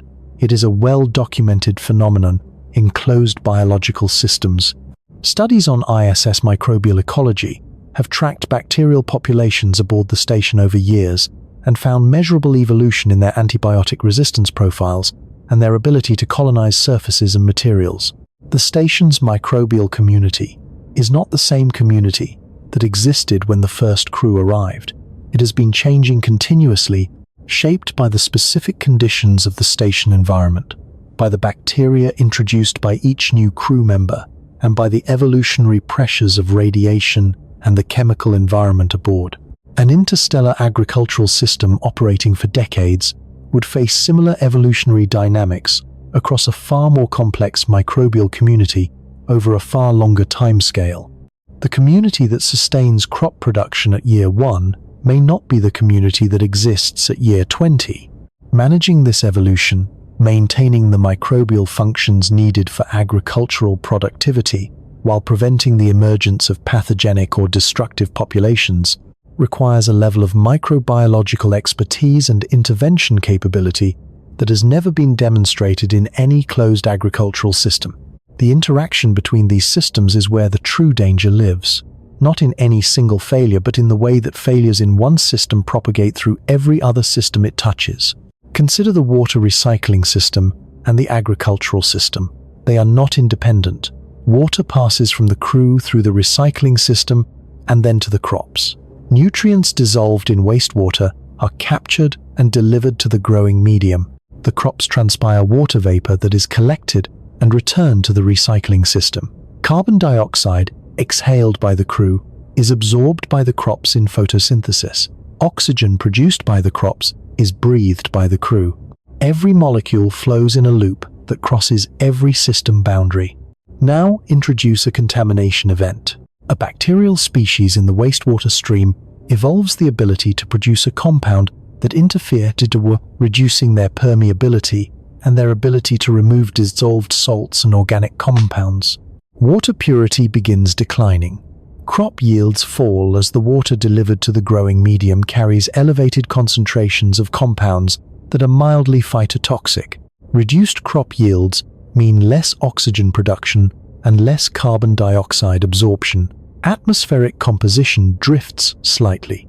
Crew members begin experiencing mild symptoms from the declining water quality. They feel less well than they did. Cognitive performance suffers marginally.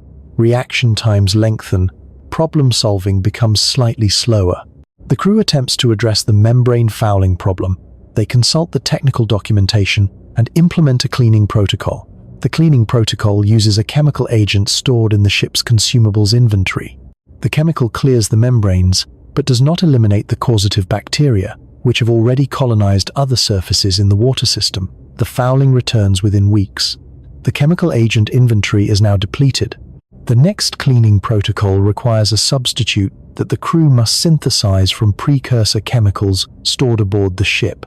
The synthesis procedure is documented, but has never been performed under operational conditions. It takes 3 weeks of concentrated effort by 2 crew members whose time was previously allocated to agricultural maintenance.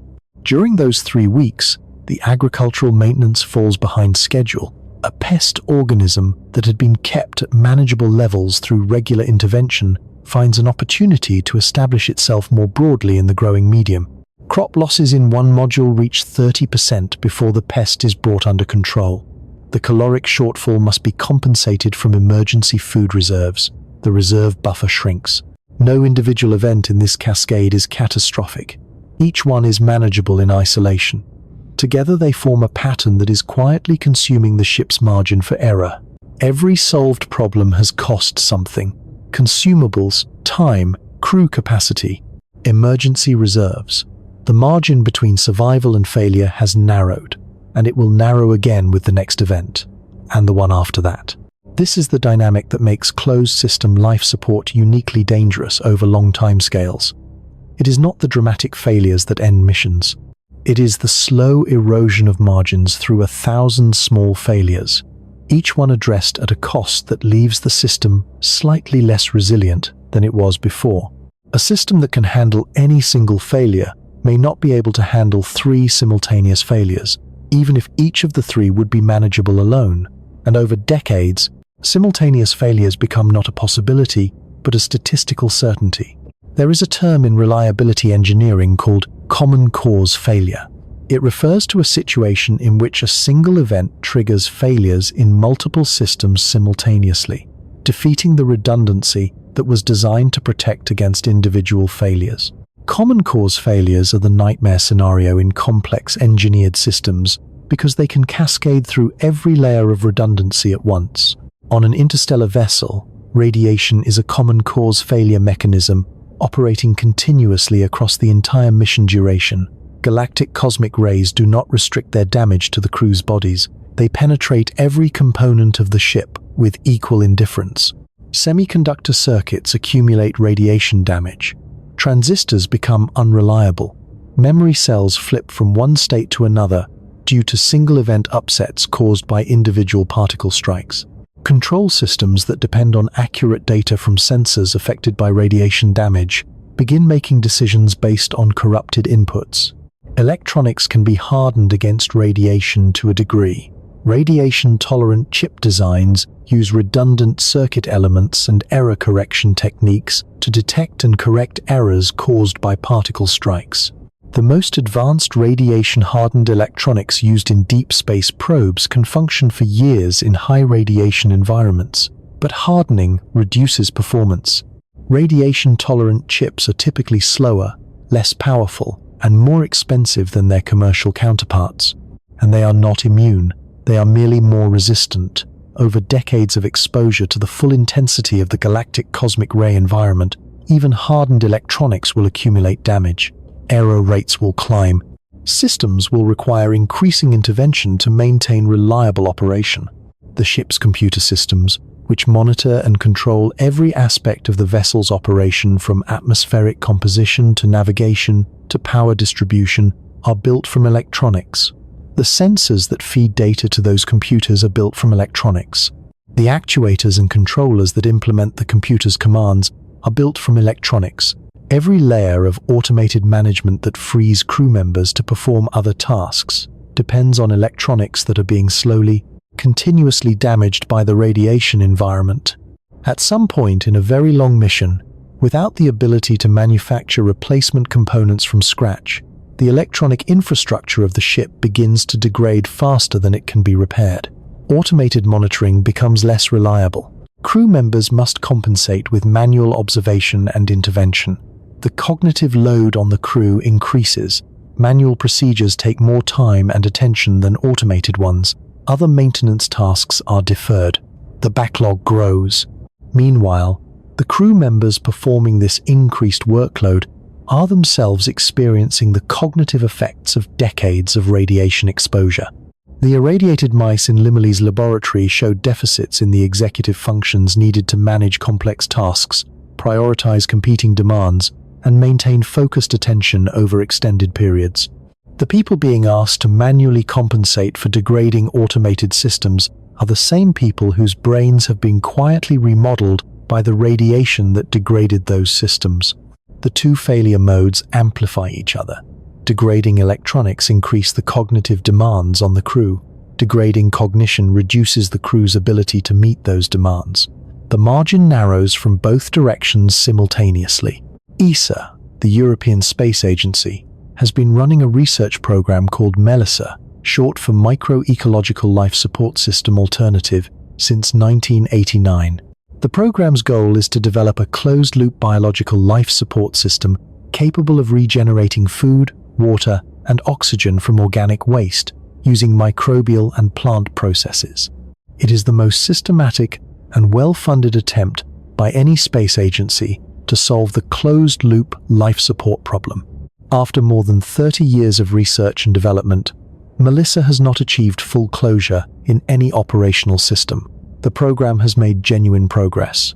Individual compartments of the system, specific microbial reactors, specific plant growth modules, specific waste processing stages, have been characterized and optimized.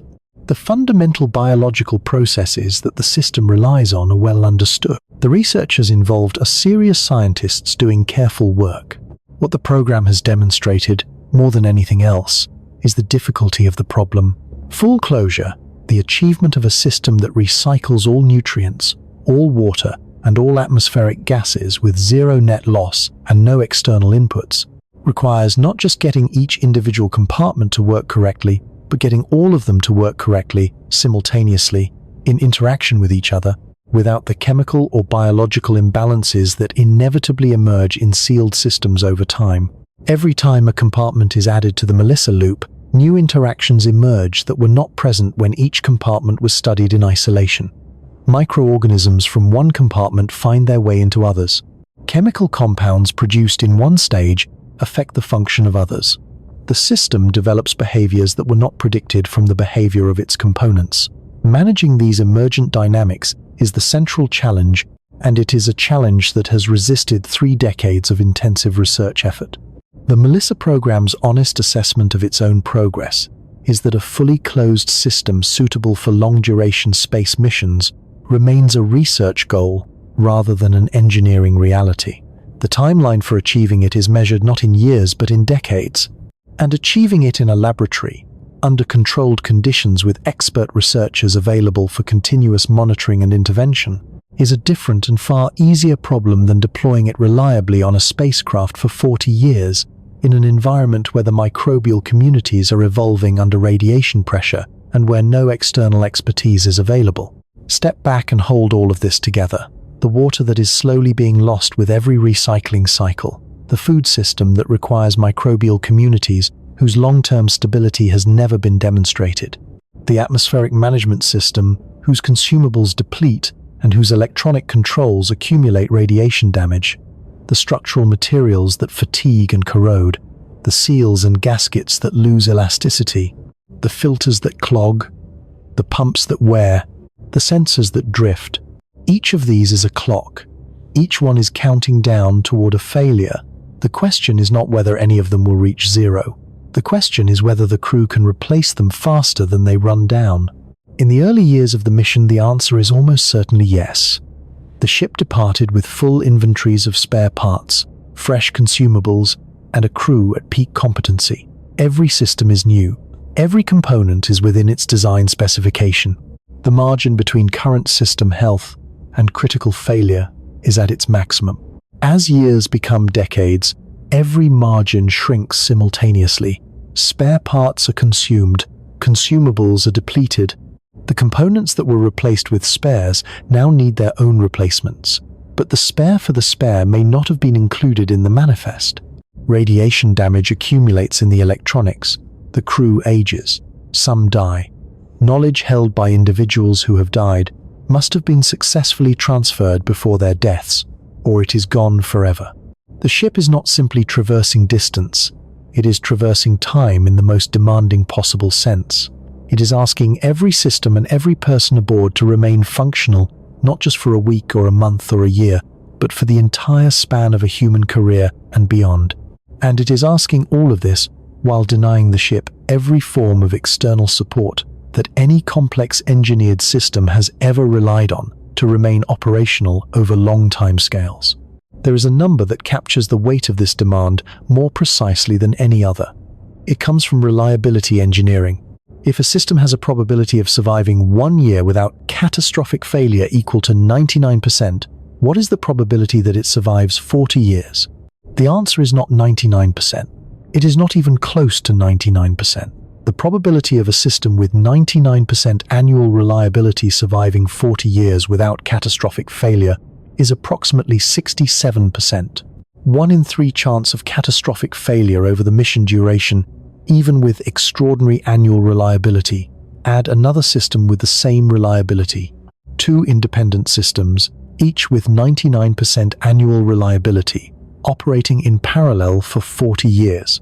The probability that at least one fails catastrophically is approximately 56%. The more systems you add, the more certain failure becomes, even if each individual system is extremely reliable. An interstellar vessel does not have 2 systems or 10 systems. It has hundreds.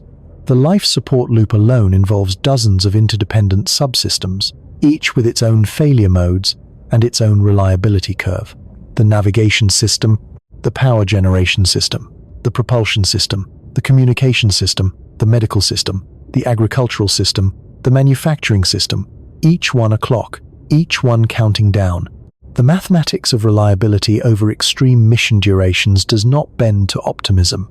It does not yield to better engineering or more redundancy, except at the cost of mass, which feeds back into every other constraint the mission faces. It is simply the consequence of asking complex systems to operate for longer than they were designed to operate, without the maintenance infrastructure that complex systems require to remain reliable over time. What Biosphere 2 demonstrated in 1991, in 2 years with 8 people and $200 million of engineering and the entire natural sciences community of Earth available as a resource, is that the closure problem is harder than it looks. What the International Space Station demonstrates every day, tethered to its supply chain, is how much work goes into keeping a human habitat functional in space. And what the Melissa program demonstrates after 30 years of dedicated research is that full closure remains an unsolved problem. The Interstellar mission asks for full closure. It asks for it to be maintained for 40 years minimum. It asks for it to be maintained by a crew that is simultaneously managing radiation exposure, system degradation, knowledge preservation across generations in the longer scenarios, and the psychological weight of a confinement that has no precedent in human experience. It asks for it in an environment where any failure that cannot be resolved with on-board resources ends not with an emergency landing or an evacuation, but with silence. That silence is the thing the life support problem ultimately points toward. Not a dramatic explosion, not a sudden decompression, just systems slowly losing their margin, one by one, until the margin is gone and there is nothing left to give. The body can be damaged and still endure. The ship can degrade and still fly. The question that waits beyond the physical survival of both is whether the people inside remain capable of the one thing that keeps them alive through all of it. Not strength, not speed, not physical endurance. The ability to remain human, to remain coherent, to remain connected to each other, and to the purpose that launched them into the dark. To remain, after decades of radiation and recycled air, and the same faces and the same walls, a community rather than a collection of isolated and diminishing individuals, counting down the remaining cycles of their water recycling system in the growing silence of a vessel moving through the void between stars. That is the next question, and it is the deepest one. In the winter of 1997, a Russian cosmonaut named Valery Polyakov returned to Earth after spending 437 days aboard the Mir space station. It was, and remains, the longest single spaceflight in human history. When the Soyuz capsule landed on the frozen steppe of Kazakhstan, and the recovery team pulled Polyakov from the descent module, he refused to be carried on a stretcher. He stood up on his own. He walked to a nearby chair and sat down under the open sky, his face turned toward the sun, and he stayed there for a long time without speaking. Polyakov had set out to prove that the human body could survive long enough in space to reach Mars and return. His mission was designed specifically as a physiological test, a demonstration that bone density loss, muscle atrophy, cardiovascular deconditioning, and immune suppression, the documented consequences of extended weightlessness, would not accumulate to incapacitating levels over the duration of a Mars mission. He exercised rigorously every day. He followed a strict rehabilitation protocol. He endured the monotony of 437 days inside a space station the size of a small house, with the focused discipline of a man who understood exactly what he had volunteered for and why it mattered. His body survived. The physiological data he returned with was reassuring in the limited sense that it confirmed a human being could remain alive and functional in space for well over a year. It was concerning in the broader sense that every system in his body showed measurable degradation from its pre-mission baseline. His bones had thinned, his cardiovascular system had deconditioned, His immune function had shifted in ways that took months to normalize after return. He was functional. He was not unchanged. But here is what the physiological data did not capture, what no instrument aboard Mir was designed to measure, and what Polyakov himself spoke about only sparingly in the years following his return. The experience of 437 days inside that station, the texture of it, the weight of the silence and the repetition and the smallness of the world he had inhabited and the largeness of the void pressed against its walls. He described it as something that had to be managed, not merely endured, but actively managed, day by day, as a psychological task as demanding in its own way as any of the physical or technical work the mission required. The isolation was not simply the absence of other people. It was the presence of a particular quality of emptiness that accumulated over months and became something that had texture and mass, something you carried. Polyakov was one person, in space for just over 14 months, orbiting 250 miles above a planet, teeming with life, within radio contact of every human being who had ever existed, able to see the continents and oceans through the station's windows on every orbit. He was isolated in the mildest possible sense of the word by the standards of interstellar travel, and it required everything he had.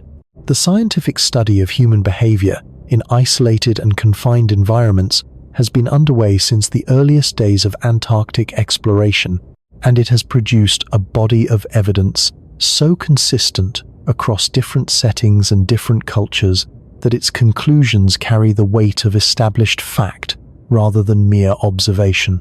Human beings deteriorate in isolation, not all at once, not dramatically, but measurably, reliably, and in patterns that repeat across every isolated environment ever studied, from Antarctic winter stations to submarine patrols to simulated space missions in sealed ground facilities. The deterioration follows a trajectory that researchers have now documented in enough detail to predict its approximate shape for any given mission profile. In the early phase of confinement, the crew is energized. The novelty of the situation, the sense of shared purpose, the excitement of the challenge, and the proximity of the departure sustain morale and cohesion. People are cooperative, attentive, and motivated. They feel part of something meaningful. As weeks become months, novelty fades. The environment stops being interesting and starts being familiar in the oppressive sense. The same faces, the same spaces, the same smells, the same sounds. Researchers studying Antarctic overwintering crews have documented a phenomenon they call the winter over syndrome, a cluster of symptoms that includes mild depression, irritability, cognitive slowing, sleep disturbance, and a specific form of social withdrawal in which crew members begin spending more time alone and less time engaged in group activities. This syndrome appears in virtually every winter overpopulation studied, regardless of nationality, professional background, or pre-selection for psychological resilience. The critical period is what psychologists who study long-duration missions call the third quarter phenomenon. It has been observed in Antarctic crews, in submarine crews, in simulated Mars missions conducted in sealed habitats on Earth, and in crews aboard the International Space Station. Somewhere around the three-quarter mark of any confined mission, morale and cohesion reach their lowest point. The initial excitement is a distant memory. The end of the mission is still too far away to provide motivational pull. The crew is caught in what one researcher described as the gravitational dead zone between departure and arrival, where neither the excitement of beginning nor the relief of ending is available as a psychological resource. In the third quarter, interpersonal conflicts that had been managed through mutual restraint begin surfacing with more frequency and less resolution. Cliques solidify, communication between subgroups declines. Individual crew members show increased scores on psychological measures of depression, anxiety, and hostility. Performance on cognitive tasks that require sustained attention and creative problem-solving shows measurable decline. The crew is still functioning. They are still doing their jobs, but the social and psychological fabric of the group has thinned in ways that make every subsequent stress harder to absorb. Now apply this to an interstellar mission. The third quarter of a 43-year transit arrives roughly 32 years into the flight. The crew members who experienced the initial excitement of departure are now in their mid-60s, physiologically aged beyond their chronological years by radiation exposure and microgravity, carrying the cumulative psychological weight of 3 decades of confinement. The third quarter does not last weeks or months. In a mission of this duration, it lasts years. The dead zone between departure and arrival stretches across an entire decade of the crew's lives. And unlike an Antarctic winter-over crew or a submarine crew or even a Mars crew, the Interstellar crew has no external reference points to anchor their psychological experience in time. An Antarctic crew knows what month it is because the sun behaves differently at different points in the year. A submarine crew surfaces periodically. A Mars crew can watch the sun grow larger as they approach. The Interstellar crew has no Zoochmarkus. The void outside the ship looks identical in year 30 as it did in year 3. The stars do not appear to move on any human perceptible timescale. The only clock is the ship's own internal timekeeping systems. The experience of time in an environment without natural temporal cues is disorienting in ways that have been documented in extended isolation studies. Days blur, weeks lose definition. The sense of progress, of moving through time towards something, requires deliberate cognitive effort to maintain rather than being provided automatically by the environment. The most comprehensive analog environment for long-duration space mission psychology is not a spacecraft. It is a collection of small research stations scattered across the continent of Antarctica, where crews of between 12 and 40 people spend the austral winter in near-total isolation for periods of 8 to 14 months, separated from the rest of humanity by thousands of miles of frozen ocean and extreme weather that makes evacuation impossible except in the most catastrophic medical emergencies. Lawrence Palinkas has spent decades studying these crews. A professor of social work and preventive medicine at the University of Southern California, Palinkas has conducted longitudinal studies of Antarctic winter overpopulations across multiple nations and multiple decades, tracking the psychological and social dynamics of isolated groups over the full duration of their confinement. His work, along with that of colleagues including Lawrence Bachelard, Nick Canis, and Dietrich Manzi, forms the empirical foundation of what we know about human psychology in isolated, confined environments. The findings are not encouraging for anyone hoping that carefully selected, well-trained, highly motivated people will simply manage the psychological challenges of long-duration isolation through force of character. The data shows consistently that even the best-screened, best-prepared crews experience meaningful psychological deterioration over the course of a winter-over assignment, not psychotic breaks, not dramatic collapses, but measurable shifts in mood, cognition, and social behavior that affect the crew's functioning and well-being throughout the confinement period. Among the specific findings that bear most directly on interstellar mission planning, interpersonal conflict is the most frequently cited stressor in isolated, confined environments, consistently ranking above workload, equipment, malfunction, and environmental discomfort. This is not intuitive. Most people, when asked to imagine what would be hardest about long-duration isolation, focus on the technical challenges and the physical discomforts. The data says that people are harder to live with than broken equipment. The person you cannot avoid, whose habits irritate you, and whose presence you cannot escape, becomes a more persistent source of stress than any mechanical failure. On a mission lasting 43 years, the crew members who launched together will have spent more time in close physical proximity to each other than most families spend across a lifetime. Every personality quirk, every interpersonal friction, every unresolved conflict will have had 43 years to compound. The social dynamics that formed in the first months of the mission will have calcified into permanent structures, alliances, antagonisms, hierarchies, and exclusions that no governance system or psychological intervention protocol can fully prevent. Antarctic crews in extended isolation develop what researchers call an us versus them dynamic between the on-site crew and the distant management and support structures back home.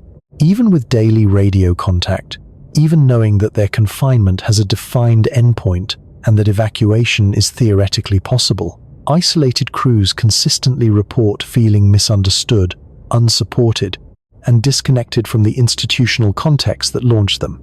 The physical distance amplifies into a psychological distance that erodes trust in the mission's supporting infrastructure.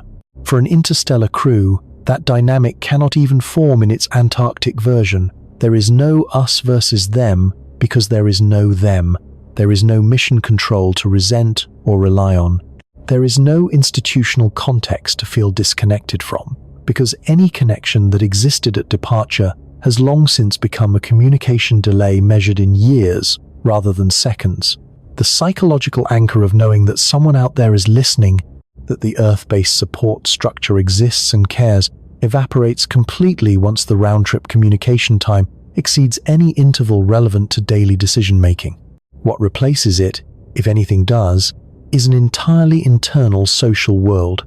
The crew must become their own support structure, their own authority, their own source of meaning and motivation. This requires a degree of social and psychological self-sufficiency that has no parallel in any human community ever studied. Here is where the problem deepens beyond anything that psychology alone can address. Here is where the temporal scale of the interstellar mission transforms it from a psychological challenge into a civilizational one. A mission lasting 43 years is hard. The crew that launched it will survive it, some of them in diminished form. A mission lasting 85 years, plausible under nuclear pulse propulsion, crosses a threshold that changes the nature of the problem entirely. The crew who launched the mission will be dead before it arrives.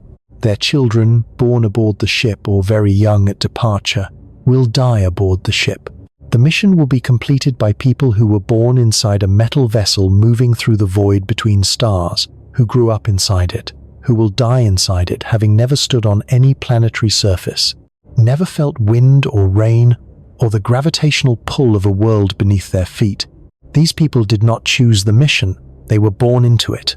They inherited an obligation they never consented to, a purpose defined by people who had been dead for decades before the most critical phase of the mission required their participation. The question of whether they will honor that obligation, whether they will maintain the technical systems, preserve the knowledge, sustain the social structures, and remain committed to a destination they have never seen and a civilization they have never inhabited, is not an engineering question. It is a question about the nature of human motivation and cultural transmission across generational timescales. The historical record on this question is not optimistic. Consider the case of the Tasmanians. When rising seas severed Tasmania from the Australian mainland approximately 10,000 years ago, a population of several thousand people was cut off from all contact with the broader human world. They carried with them a toolkit of skills and technologies that their ancestors had developed on the mainland. Over the following millennia, as researchers reconstructed from the archaeological record, that toolkit contracted. They lost the technology of bone tools, complex implements made from animal bones that require specific knowledge to produce and maintain. They lost cold weather clothing. Despite living in a climate where winter temperatures regularly dropped to levels that made such clothing a genuine survival advantage. They lost hafted stone tools, the technique of binding stone blades to wooden handles to create more effective implements. Most remarkably, they appear to have lost the practice of catching and eating fish, despite being a coastal people surrounded by ocean, despite archaeological evidence that their ancestors had been active fishers at the time of separation. These were not esoteric or ceremonial technologies. They were practical capabilities with direct survival relevance. And they disappeared from a population numbering in the thousands, living in an environment that provided natural resources and physical space for cultural elaboration over a period of several thousand years. The mechanism of their loss is not mysterious. In a small, isolated population, any given technology is maintained by a limited number of practitioners. The knowledge does not exist in books or institutions. It exists in people, in the practiced hands and trained minds of individuals who learned from other individuals who learned from others before them. If a generation produces fewer skilled practitioners than the previous one, whether through chance variation in aptitude and interest, through the death of key knowledge holders before transmission is complete, or through a shift in collective priorities that reduces the social incentive to master a particular skill, the technology weakens. If the weakening is not corrected, the chain of transmission eventually breaks. The knowledge does not vanish in a moment of forgetting. It erodes, gradually and silently, until no living person possesses it and no social mechanism exists to recover it. The Tasmanians could survive the loss of fish-catching technology because terrestrial food sources remained available. Their story is a cautionary tale, but not a fatal one for their population. A generation ship crew that loses the knowledge required to maintain its water recycling chemistry, its atmospheric management algorithms, or its nuclear power plant operation cannot find an alternative. Every critical technology aboard the ship is a single thread in a web that cannot afford any of its threads to break, and every thread must be held by living human hands, transmitted from one generation to the next through a chain of teaching and learning that must remain unbroken for the entire duration of the mission. Anthropologist Joseph Henrich, in his research on cultural evolution and collective intelligence, has argued that the sophistication of any human group's technology and knowledge base is not simply a function of the intelligence of its individual members. It is a function of the size and connectivity of the social network through which information flows. Larger, more connected populations maintain and improve technologies more reliably than smaller, more isolated ones, because they provide more opportunities for knowledge to be transmitted, more practitioners to keep skills alive during periods of low demand, and more potential innovators to discover improvements. Henrich uses the term collective brain to describe the distributed cognitive system that a well-connected human population constitutes. The collective brain does not reside in any single person. It is an emergent property of the social network, a kind of intelligence that arises from the interactions among individuals, and that is far more capable than any individual within the network. Civilization, in this view, is not primarily the product of individual genius. It is the product of sufficiently large, sufficiently connected collective brains operating over sufficient time. The population of a generation ship, by necessity, is small. Current estimates for the minimum viable population needed to maintain genetic diversity and avoid inbreeding depression across centuries range from several hundred to several thousand individuals, depending on the specific genetic and reproductive assumptions used. The most frequently cited figure in the academic literature is around 500 people as a minimum, with many researchers arguing for populations of 2,000 or more for robust long-term viability. A population of 500 people is not a collective brain capable of maintaining civilization-level technological complexity indefinitely. A modern industrialized society draws on the knowledge and skills of billions of people distributed across thousands of specialized fields. Even a small town on Earth is embedded in a global network of knowledge, supply chains, and cultural exchange that provides it access to far more collective intelligence than its own population could sustain in isolation.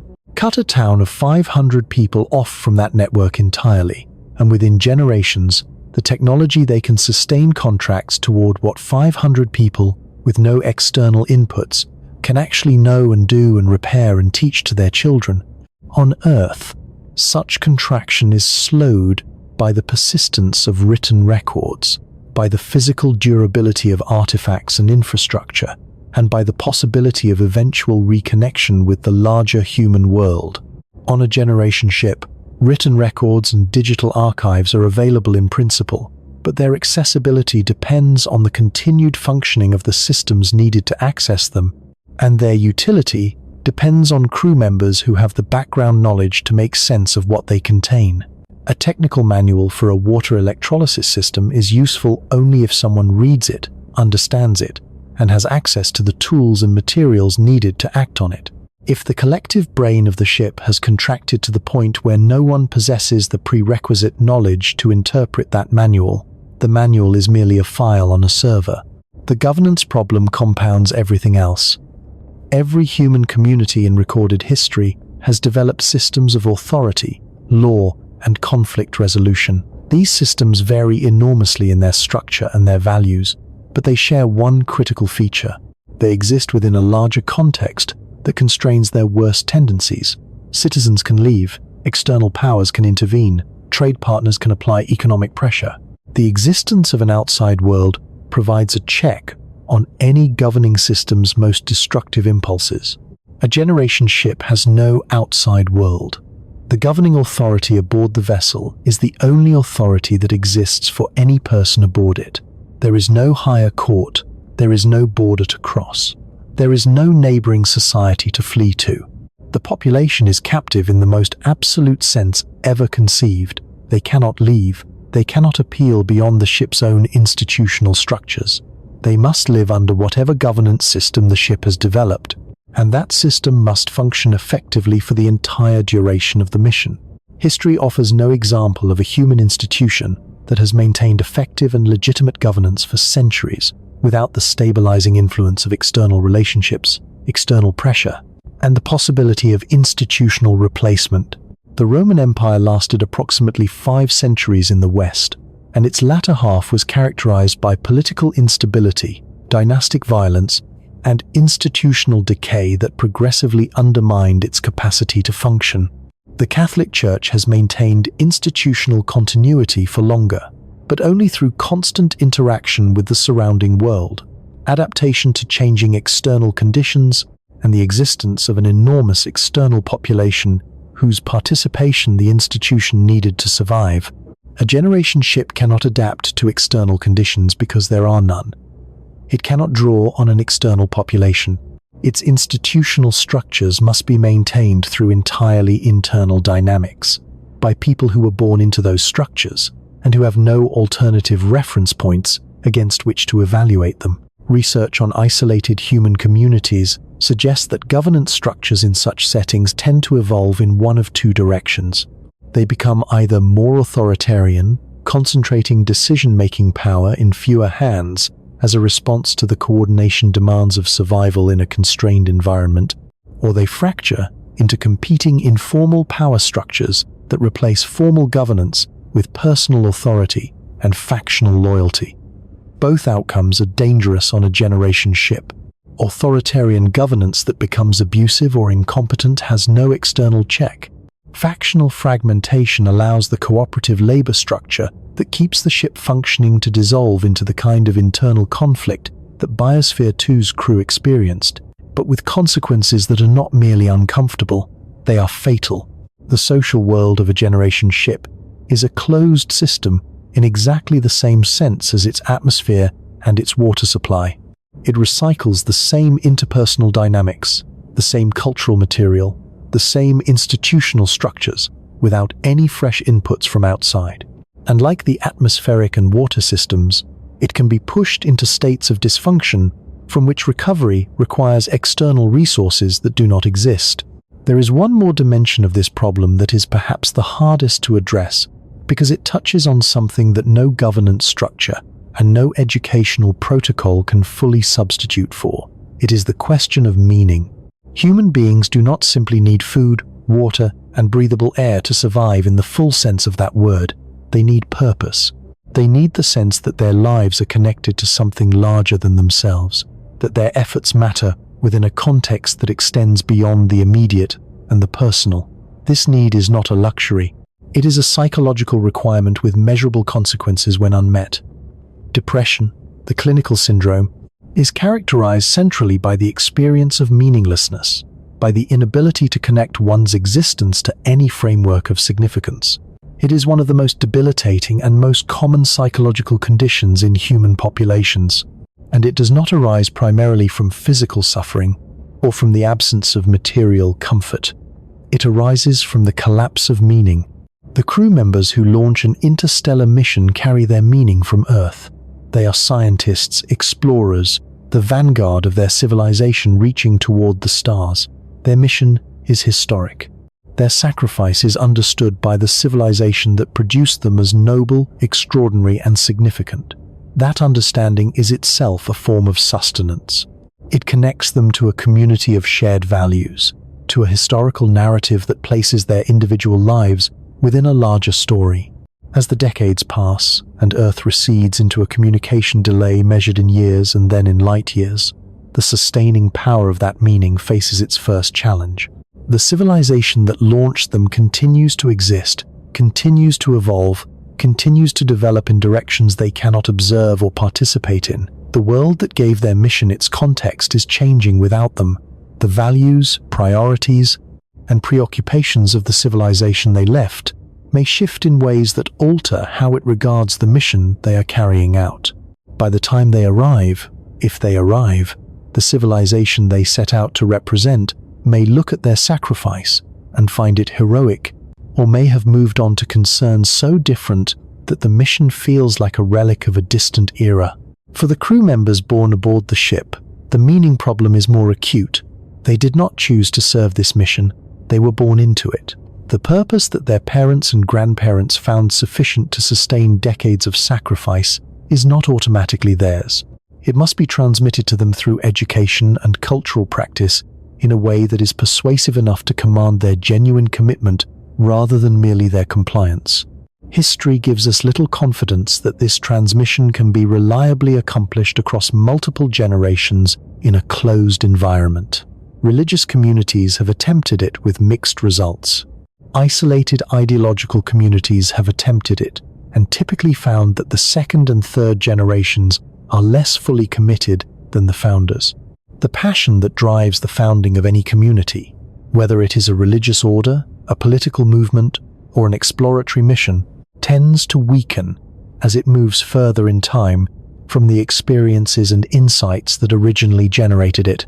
The people in the third generation of a generation ship born decades into the crossing, with Earth as a concept rather than a memory, with the destination star as a navigation waypoint rather than a place of longing, may find that the purpose they were told should define their lives feels inadequate to justify the constraints under which they live. They may ask why. Why this mission? Why these sacrifices? Why should they dedicate their lives to completing something that strangers decided was important before they were born? Those are not unreasonable questions. They are the questions that any thoughtful person, confronting the reality of their situation with clear eyes, might ask. And they deserve answers that are more than appeals to inherited obligation. In a sealed vessel moving through the void between stars, with no outside world to appeal to, and no exit from the condition of being aboard, the inability to answer those questions satisfactorily is not merely a philosophical problem, it is a social and operational one. People who have lost the sense that their work is meaningful do not maintain life support systems with full diligence. They do not transmit technical knowledge to the next generation with full commitment. They do not cooperate with governance structures they regard as arbitrary impositions. The void outside the ship does not kill through dramatic violence. It kills through the slow erosion of everything that makes human beings willing to do the work of staying alive. It kills through the accumulation of small meaninglessnesses, each one manageable alone, together forming a weight that the human spirit was not built to carry indefinitely in the absence of the world that ordinarily makes meaning possible. In 1972, the same year that Cornelius Tobias was staring at his alarming particle beam data in Berkeley, a social psychologist named Irvin Yalom was developing a framework for understanding the deepest sources of human psychological distress.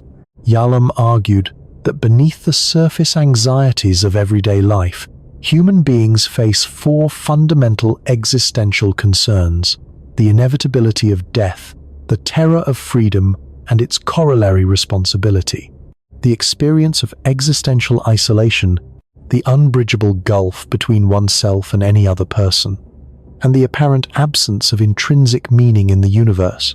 These concerns are present in every human life, Yalom argued, but they are normally managed through the cultural structures, the relationships, the shared purposes, and the daily routines that civilization provides. Civilization is, among other things, a system of meaning management. It provides frameworks within which individual lives can find significance, relationships within which the existential isolation can be partially bridged, and purposes larger than the individual self that make the fact of mortality bearable. An interstellar ship cannot provide civilization. It can provide a simulation of it, a small, closed, and impoverished version. But the cultural richness, the social diversity, the variety of experience, the connection to history and future, and the natural world that gives civilization its meaning-sustaining power, these cannot be compressed into a vessel smaller than a village and carried across 25 trillion miles without profound loss. What arrives at the other end, if something arrives, will have survived, it will have endured, it will carry human DNA and speak something descended from a human language. But the particular quality of meaning that made the mission worth attempting, the sense of a civilization reaching outward from the warm world that made it toward the cold grandeur of the universe it inhabits, that quality may be among the casualties of the crossing, not because the people failed, but because the void is simply too vast, and too long, and too silent for meaning to cross it unchanged. The body faces the radiation, the ship faces the entropy, the society faces the isolation, the mind faces the silence. Each layer of threat is real, each one is severe, and each one, we have now seen, is connected to every other in a web of mutual amplification that makes the whole vastly harder than the sum of its parts. But we have not yet reached the deepest level of the problem. We have described what the interstellar environment does to everything that enters it. We have not yet confronted the proposed solutions, the escape routes that various thinkers have suggested as ways around the survival wall, the hibernation that does not work, the time dilation that exiles the crew from their own era, the artificial intelligence that solves the human problem by removing the humans, each one promising, each one, on close examination, a door that opens onto a different version of the same impossibility. That is where we are going next.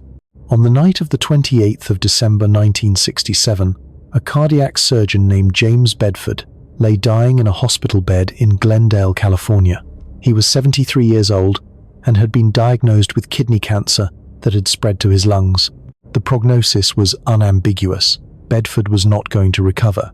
But Bedford had made arrangements that no dying person had ever made before. He had contacted an organization called the Cryonics Society of California, and he had arranged for his body to be cooled and preserved immediately following his legal death, in the hope that some future civilization would develop the technology to revive him, repair the damage that had killed him, and restore him to living function. Bedford died on the 12th of January 1967. Within hours, his body was cooled, treated with a rudimentary cryoprotectant solution, and placed in a container filled with liquid nitrogen at a temperature of -196 degrees Celsius. He has been stored in liquid nitrogen ever since. As of today, James Bedford is the longest preserved cryonics patient in history. He has been frozen for nearly 60 years. He has not been revived. He cannot be revived, not because no one has tried, but because the technology required to revive him does not exist and, in the judgment of virtually every biologist who has examined the question carefully, is nowhere near existing. The damage done to Bedford's tissues by the freezing process, with the primitive cryoprotectant chemistry available in 1967, is extensive and probably irreversible. Even with far better cryoprotectant chemistry, the challenge of reversibly suspending and then restoring a human being at the whole body level remains one of the most fundamental, unsolved problems in all of biology. Bedford's frozen body is not a person waiting to wake up. It is a monument to the oldest and most persistent human dream, the dream of escaping time, of stepping outside the flow of events and emerging later, unchanged, while the world moves on without you. It is also the most intuitive proposed solution to the duration problem of interstellar travel. If the crew cannot survive 43 years of waking confinement in a radiation-saturated vessel, put them to sleep, freeze them, suspend their metabolism, let the ship cross the void while the crew waits in biological stasis, accumulating no radiation dose, consuming no food or water, generating no social conflict, requiring no maintenance of purpose or meaning. Wake them at the destination, young and healthy, and ready to begin the work of the mission. The appeal of this solution is obvious. It transforms the interstellar voyage from a human endurance test into a purely engineering problem. The crew does not need to survive the crossing in any active sense. They need only to persist through it, like seeds waiting in frozen soil for a spring that arrives decades later. The psychological, social, and civilizational challenges we have spent the last several chapters examining simply vanish. There is no third quarter phenomenon if no quarters are experienced. There is no knowledge decay across generations if no generations pass. There is no erosion of meaning if no one is conscious to notice the void. The problem is that this solution does not exist, and the reasons it does not exist are not engineering problems awaiting better tools. They are biological problems rooted in the fundamental chemistry of life. Water is the medium of life. Every biochemical process that sustains a living cell, every enzymatic reaction, every membrane transport, every signal cascade, every act of protein synthesis and energy production occur in an aqueous environment. The cell is, at its most basic level, a bag of water in which chemistry happens. Approximately 60% of the human body by mass is water. When living tissue freezes, that water becomes ice. And ice has a property that is catastrophic for biological structures. It expands. Water is one of the very few substances in nature that is less dense in its solid form than in its liquid form. When water freezes, the hydrogen bonds between water molecules organize into a crystalline lattice structure that occupies more volume than the same number of water molecules in liquid form. This expansion, by approximately 9%, is what makes ice float on water rather than sinking. It is also what destroys cells. As ice crystals form inside and between cells, they grow.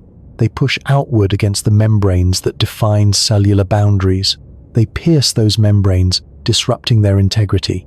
They crush organelles, the specialized structures within cells that carry out specific functions.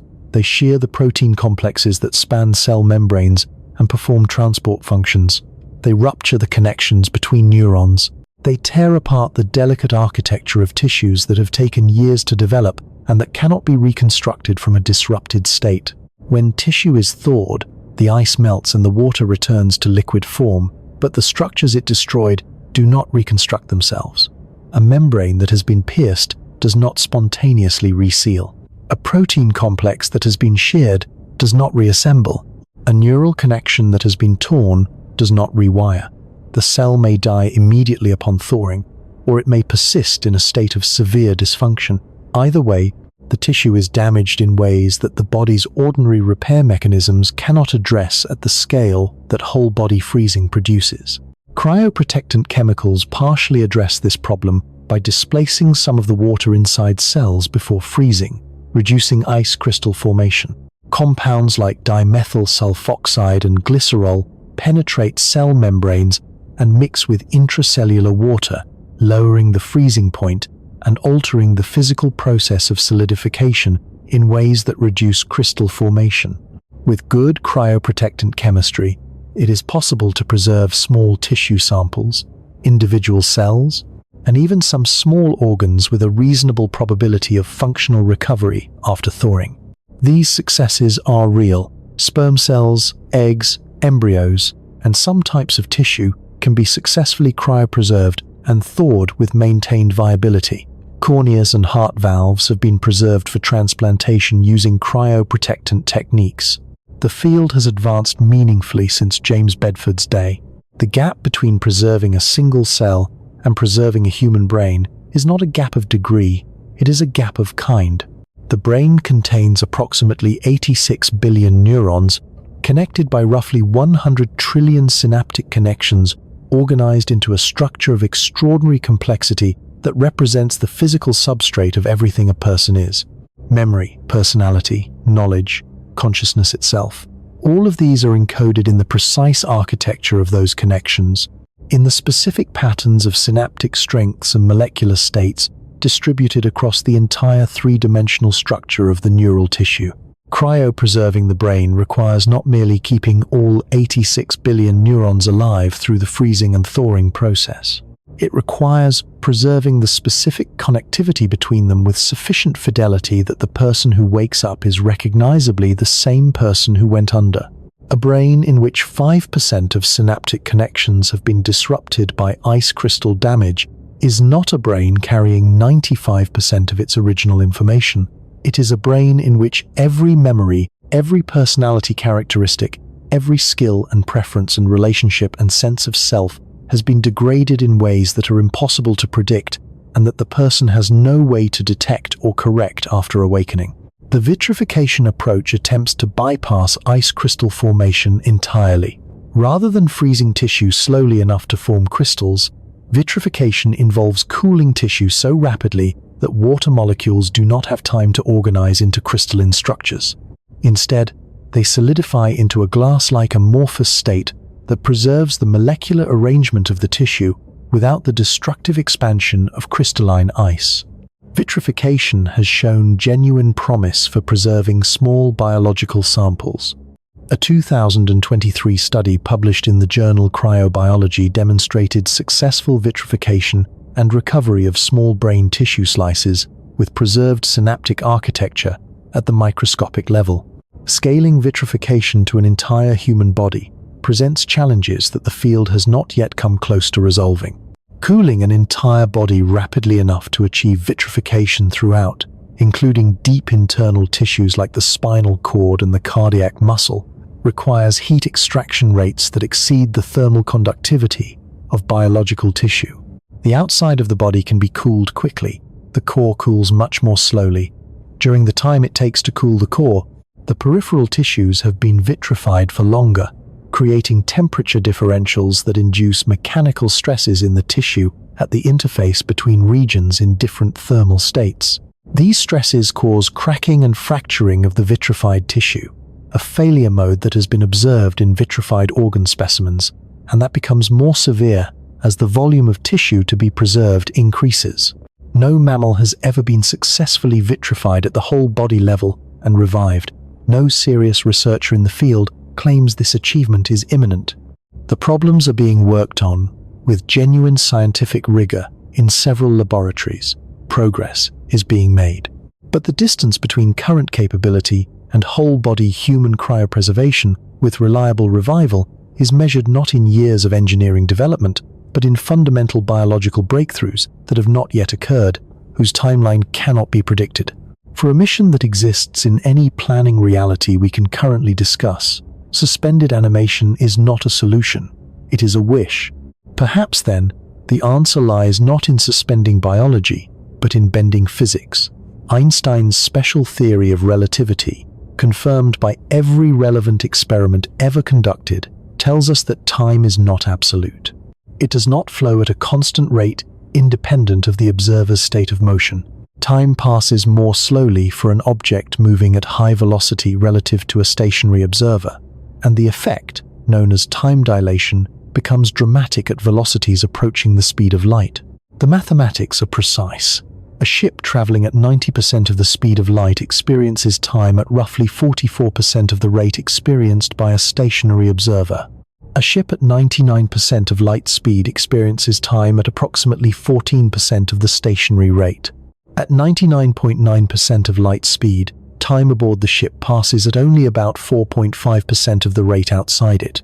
A journey that takes 40 years in Earth's reference frame would feel like less than 2 years to the crew of a ship moving at 99.9% of light speed. This is not science fiction. This is confirmed physics. The effect has been measured directly in particle accelerators, where subatomic particles moving at relativistic velocities are observed to decay far more slowly than identical particles at rest, exactly as predicted by special relativity. The GPS satellite system must account for time dilation in its calculations, or it would become inaccurate within hours. The effect is real, measurable, and completely consistent with every experiment ever designed to test it. If a ship could travel at 99% of light speed, a crew aboard it would experience the journey to Proxima Centauri as lasting approximately 7 months, while 4.24 years passed on Earth. At 99.9% of light speed, the crew's experience time would shrink to roughly 7 weeks. At 99.99% of light speed, the journey would feel like days. This sounds like it solves everything. The crew experiences a short voyage. They arrive young and healthy. No generation ship problem. No decades of radiation accumulation. No social deterioration across a confined lifetime. The relativistic ship, is the ultimate solution to the duration problem, except for the energy. The Tsiolkovsky rocket equation applies with compounded severity at relativistic velocities. As a spacecraft's velocity approaches the speed of light, its relativistic mass increases, which means accelerating it further requires proportionally more energy. The energy required to accelerate a spacecraft to 99% of light speed, assuming any mass at all in the spacecraft and any efficiency in the propulsion system, is so astronomically large that it bears no relationship to any energy source humanity currently possesses or can foresee possessing. To put numbers to this, consider a spacecraft with a mass equivalent to a fully loaded Boeing 747, roughly 400,000 kilograms. To accelerate this mass to 99% of light speed using a perfectly efficient propulsion system that converts mass directly to energy with 100% efficiency, the propellant required would be approximately 27 times the mass of the spacecraft. That is the theoretical minimum for a perfectly efficient system. Real propulsion systems are not perfectly efficient. The actual energy cost for realistic propulsion concepts is many orders of magnitude higher. At relativistic speeds, the interstellar medium also becomes a lethal threat of a different character than the one we examined earlier. At 99% of light speed, the hydrogen atoms of the interstellar medium, each one normally a slow and harmless particle, strike the ship at nearly the speed of light. From the ship's reference frame, these atoms are approaching at 99% of light speed. Each impact delivers the energy of a high-energy cosmic ray. The ship is flying into a continuous barrage of particle impacts that would be instantly fatal to any unshielded crew and that would erode any physical shielding in very short order. The radiation environment inside a relativistic spacecraft is not merely the galactic cosmic ray background we discussed earlier. It is that background compounded by the blue-shifted radiation of the interstellar medium itself, transformed by the ship's velocity into a beam of lethal particles arriving from directly ahead. The shielding problem, which is already unsolvable at 10% of light speed, becomes incomparably more severe at 99%. And even if all of this could be resolved, relativistic travel introduces the deepest and strangest problem of all. Time dilation is not symmetric. While months pass aboard the ship, years pass on Earth. The crew ages slowly, while the civilization that launched them ages at its normal pace. They arrive at Proxima Centauri younger than they would have been under any slower travel scenario, but the Earth they left behind has aged by 4 years for every year they experienced. If they were to return, which would require an equivalent return journey, they would find a civilization that has aged by decades or centuries, while they experienced only months or years. The crew becomes temporal exiles, not through any malfunction or accident, but as an inherent consequence of the physics that makes their rapid transit possible. The faster they travel, the more completely they are severed from their own era. A relativistic voyage that feels like 1 year to the crew corresponds to centuries of Earth time at sufficiently high velocities. The people they left behind are dead. The institutions that funded the mission may be unrecognizable. The civilization that gave the mission its context and meaning may have transformed beyond recognition or may have ceased to exist in any form they would recognize. The crew arrives at their destination not merely far from home in space, but exiled from their own time.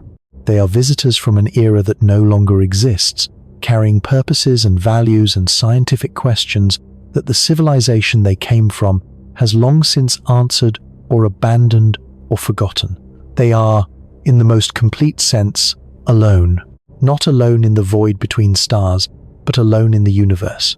Separated from every human context that could validate their presence by a distance that is not merely spatial, but temporal.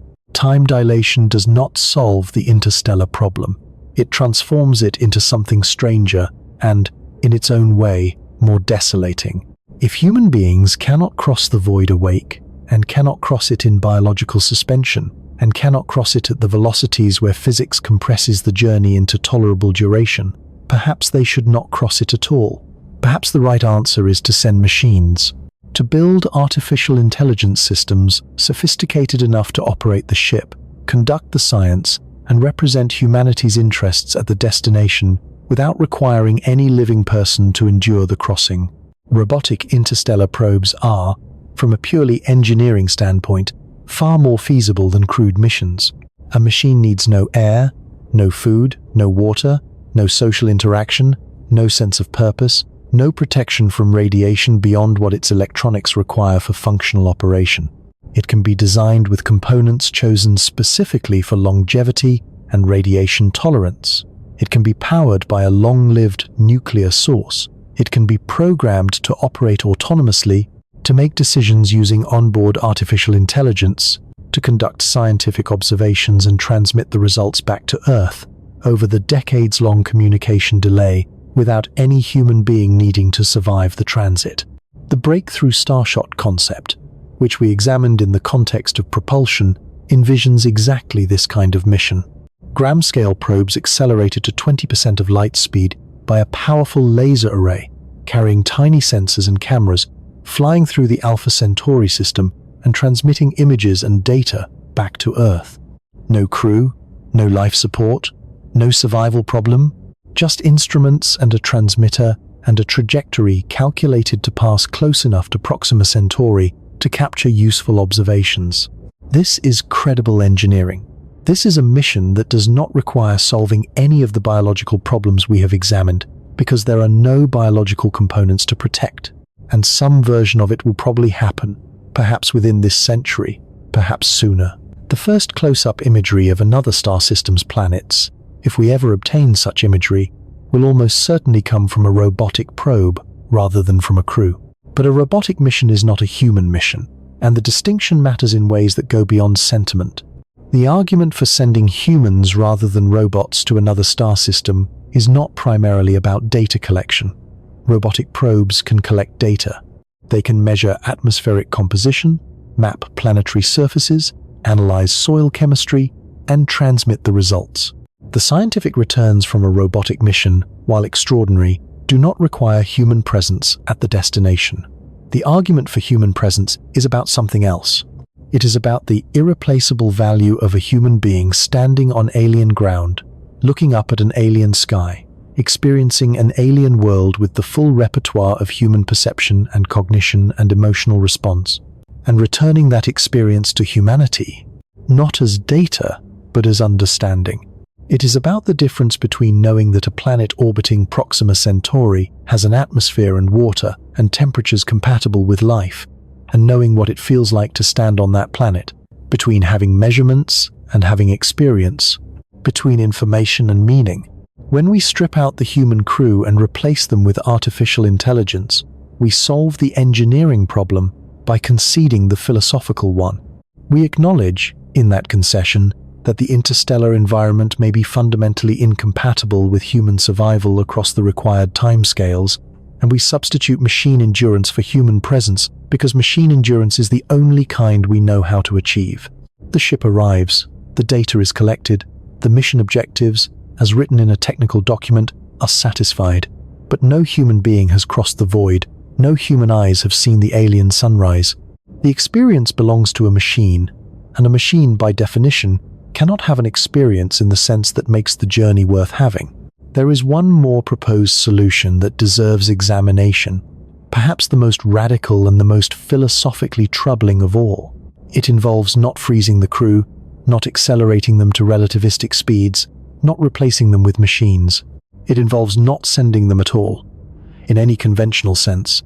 It involves sending their potential.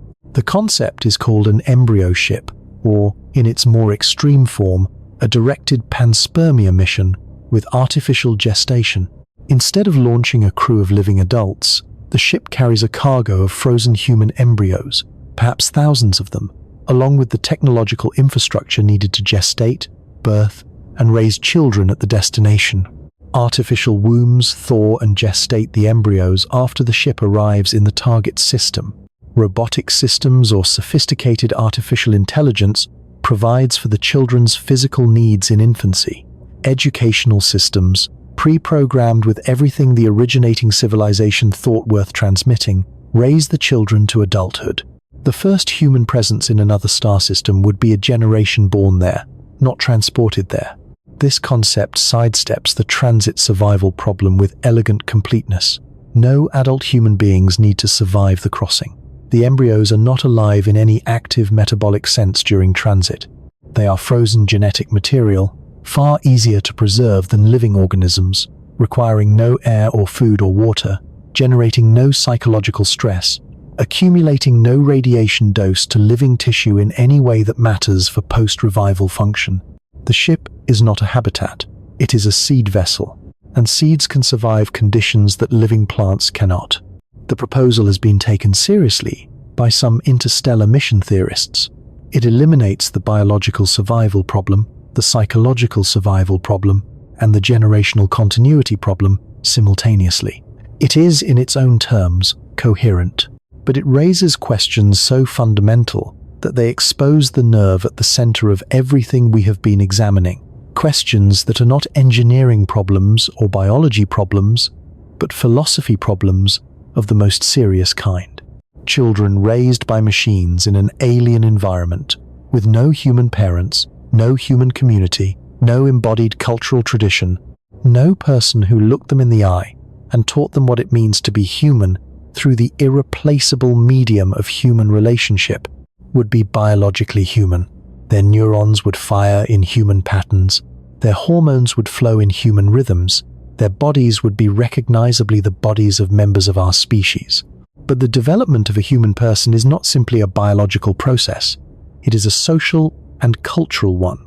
The specific qualities that we associate with humanity at its deepest level, empathy, moral reasoning, the capacity for grief and joy and wonder, the ability to love and to be transformed by being loved, the sense of belonging to a history and a community and a tradition, these do not arise from DNA alone.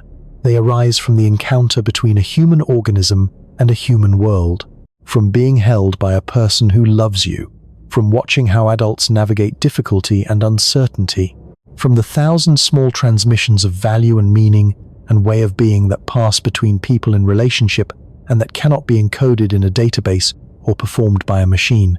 Children raised without human caregivers, in the documented cases we have from Earth, show profound deficits in exactly these domains. The Romanian orphanage studies of the 1990s provided heartbreaking data on the consequences of institutional rearing without individualized human attachment. Children who spent their early years in severely understaffed orphanages, receiving adequate physical care but minimal human interaction, showed lasting deficits in cognitive development, emotional regulation, social functioning, and the ability to form secure attachments to others. These deficits were not fully reversible even with subsequent placement in loving adoptive homes. The window for certain kinds of human development is time-limited, and it requires human presence to open. An embryo ship raises a generation of human beings in circumstances that make Romanian orphanages look like models of nurturing care, not through any malice or negligence, but through the simple impossibility of replicating, through machines and databases and artificial wombs, the quality of human relationship that human development requires. The children who arrive at Proxima Centauri, gestated by machines and raised by artificial intelligence in an alien star system with no connection to any human community except through archived records, would be genetically human. Whether they would be psychologically and culturally human in the fullest sense of that word is a question that deserves a more honest answer than the proposal's advocates typically provide. And there is something else. Something that the clinical language of mission architecture and biological preservation tends to obscure. These would be people, not instruments, not payloads, not seeds. People with the full inner life and moral status that personhood implies. People who did not choose their circumstances, who were brought into existence in an alien environment for a purpose defined entirely by others, who have no community of origin, no homeland, no living connection to any human tradition, and no possibility of ever accessing the world whose potential they were created to realize. The ethical weight of this is not light. Creating human beings to fulfill a mission they had no part in designing, in conditions that no existing ethical framework for human research or human treatment was designed to address, raises questions about what we owe to the people we create. that the proposal has not yet seriously grappled with. Step back now and look at what this survey of proposed solutions has revealed. Suspended animation requires biological breakthroughs that have not occurred and cannot be scheduled. Relativistic travel requires energy inputs that exceed anything foreseeable and exiles the crew from their own era as a consequence of the physics that makes it possible. Artificial intelligence management solves the human survival problem by eliminating human presence, which concedes the central argument for human interstellar travel in the first place. Embryo ships create human beings in circumstances that raise profound questions about what human development requires and what we owe to the people we bring into existence. Every proposed solution to the interstellar survival problem shares a common structure. Each one addresses the survival challenge by altering, suspending, replacing, or removing the human element. Each one solves the problem of getting a human being across 25 trillion miles by ensuring, in one way or another, that what actually makes the crossing is not quite a human being in the fullest sense. This convergence is not a coincidence. It is a signal. It is the universe telling us something about the relationship between the interstellar void and the particular kind of creature that wants to cross it. The void is not hostile to spacecraft. A sufficiently engineered spacecraft can cross it. Given enough time and enough energy, metal and circuits can survive the transit. The void is hostile to human beings, to the specific biological, psychological, and social requirements that make a person rather than a payload, to the need for warmth and relationship and meaning and connection, to the cognitive architecture that evolved on a living planet and that performs poorly under continuous radiation bombardment, to the social structures that require external contact to remain stable over generational timescales, to the sense of purpose that requires connection to a larger human world to sustain itself across decades of silence. Every proposed workaround confirms this. You can get around the human problem by putting humans to sleep, by time dilating them into temporal exile, by replacing them with machines, by reducing them to genetic material. But you cannot take a fully human being, with all the biological and psychological and social requirements that humanity entails, and move them through the interstellar void on any timeline that current or foreseeable physics permits, without the void leaving its mark on everything that makes them human. The workarounds are not solutions, they are concessions. Honest, sometimes ingenious concessions to the fact that the universe between the stars was not built for us, that the distances are not merely large, but are large in a way that specifically and systematically targets every requirement of human survival, that the gap between what an interstellar mission demands and what human biology, human psychology, and human society can provide is not a gap that engineering alone can close, because the gap is not primarily an engineering problem. It is an existential one. And that brings us to the final question, not how do we cross the void, but what does the void tell us about ourselves, about our place in a universe whose distances exceed our endurance, about the kind of creature we are, and the kind of universe we are trying to inhabit, and what it means to be small and mortal and full of longing in a cosmos that is vast and ancient and indifferent to everything we feel. That is where this journey ends. Go back to that night sky. Go back to the place you imagined at the beginning of this journey, the clearing away from city lights, the dome of darkness overhead, the 2,500 points of light scattered across the black. You are standing in the same place you were when we started. The stars look exactly as they did. Nothing visible has changed, but you have changed. The information that has passed through your mind since we began has not altered the sky. It has altered the frame through which you see it. And that alteration, small and invisible and entirely internal, is perhaps the most important thing that science does. Not building rockets or curing diseases or extending human lifespans, though it does all of these, but changing what it feels like to stand under the night sky and look up, giving the darkness a texture it did not have before, making the silence say something it could not say when you did not know what it contained. What does it say now? It says that the light reaching your eyes from the nearest of those points left its source 4.24 years ago, that the star it came from is separated from you by 24.9 trillion miles of vacuum, so thin it makes the best laboratory vacuum on Earth look dense. That crossing that distance at the fastest speed any human object has ever achieved would require 78,000 years. That doing it in a single human lifetime, even under the most optimistic assumptions about propulsion technologies that do not yet exist, would expose every person aboard to radiation doses that would quietly remodel their brains and accelerate the decay of every biological system in their bodies. That keeping those people alive across the transit requires a closed ecological system that no engineer has ever successfully built, and that no research program has yet demonstrated the ability to build, that sustaining the social and psychological coherence of a small, isolated community across decades of confinement in a void that offers nothing, no landmarks, no resources, no contact, no rescue, no meaning from outside, exceeds the documented endurance of every isolated human group ever studied, and that every proposed solution to these problems solves them by removing, suspending, or fundamentally altering the human beings at their center. This is not a pessimistic conclusion, it is an honest one, and honesty, in the long run, is the only foundation on which anything real can be built. There is a question that tends to arise at this point in any serious discussion of interstellar travel.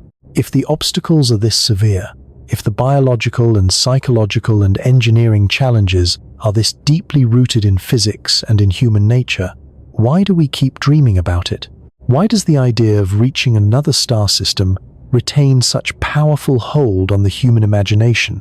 Why do serious scientists and engineers continue devoting careers to concepts that face barriers this fundamental? The answer, I think, reveals something important about what kind of creature we are. We dream about the stars, not because we have calculated that we can reach them. We dream about them because we are the kind of animal that looks up, the kind that notices the fire and wonders what made it, the kind that sees the horizon and wants to know what is beyond it, the kind that inherits the bones of creatures that never left the forest and builds machines that cross the ocean and descend to the deepest trenches and rise above the atmosphere to float in the silence above the clouds. The dreaming is not a consequence of feasibility. It precedes feasibility. It is the engine that produces feasibility over time, and it operates independently of whether any specific dream can be realized by any specific generation. The people who first seriously calculated the orbits of the planets were not building spacecraft. They were doing mathematics, driven by curiosity about patterns in the sky, and they had no way of knowing that 4 centuries later, their successors would use those calculations to navigate real vehicles to real planetary surfaces. The people who first described the physics of rocketry were not building anything that could reach space. They were following equations wherever they led, and the equations eventually led to hardware that escaped the atmosphere. The dreaming and the calculating and the slow accumulation of understanding came first. The hardware came later. It may be that interstellar travel will follow this same arc, that the generation now alive is the one doing the dreaming and the calculating, honestly, rigorously, without flinching from the barriers. That generations far in the future will look back at this era the way we look back at Tsiolkovsky working in his schoolroom in Kaluga, or Tobias staring at his particle beam data in Berkeley, and understand it as the moment when the problem was first truly reckoned with, when the obstacles were not minimized or wished away, but examined in their full severity and added to the store of understanding that will eventually, perhaps, be enough. We do not know if that eventually will ever arrive. We do not know if the barriers are permanent or merely very difficult. We do not know if human biology can be modified through genetic engineering or pharmacological intervention or technologies not yet imagined to tolerate the radiation environment of the interstellar void. We do not know if artificial intelligence will eventually produce systems sophisticated enough to manage a ship and sustain a human crew through a multi-decade transit in ways that reduce the cognitive and operational burden, something manageable. We do not know if propulsion breakthroughs, in fusion or in some physics not yet discovered, will compress the transit time enough to change the character of the survival problem. We do not know, and that not knowing is important. It is not the same as impossibility. The history of science is littered with things that were not known and then became known, with barriers that appeared fundamental and then yielded, with problems that seemed permanently beyond human capacity and then did not. The honest position is not that interstellar travel will never happen. It is that we do not currently know how to make it happen without imposing costs on the human beings involved that exceed what we know how to ask of them. That is a different statement, and the difference matters. But there is something else the void reveals, something that sits below the engineering challenges and the biological barriers and the philosophical questions about meaning and human nature. Something that the silence between the stars has been saying all along, if we are willing to listen to it. The silence says that we are alone here, not necessarily alone in the universe. That is a separate question with a separate answer that we do not yet have, but alone in this neighborhood, alone in this corner of the galaxy where the distances between stars are what they are, and the radiation environment is what it is, and the speed of light is what it is. Alone in the sense that no one is coming to help us. No civilization more advanced than ours is going to arrive with solutions to our problems or evacuate us to a better world if we damage this one beyond repair. The void that separates us from every other star also separates us from any help that might exist beyond it. This is not a comforting thought, but it is a clarifying one. It clarifies what this planet is. Not a way station on the road to a spacefaring future. Not a temporary address soon to be vacated for a larger one. But our world, the world that made us. The world whose specific gravity shaped our skeletons, whose specific atmosphere fills our lungs, whose specific radiation environment, shielded by a magnetic field and an atmospheric column that took billions of years to develop, allows our DNA to replicate with sufficient fidelity for complex life to exist. The world whose oceans and continents and weather systems and biological communities form an ecological web so intricate and so finely balanced that we understand only a fraction of it after centuries of scientific study. We evolved here.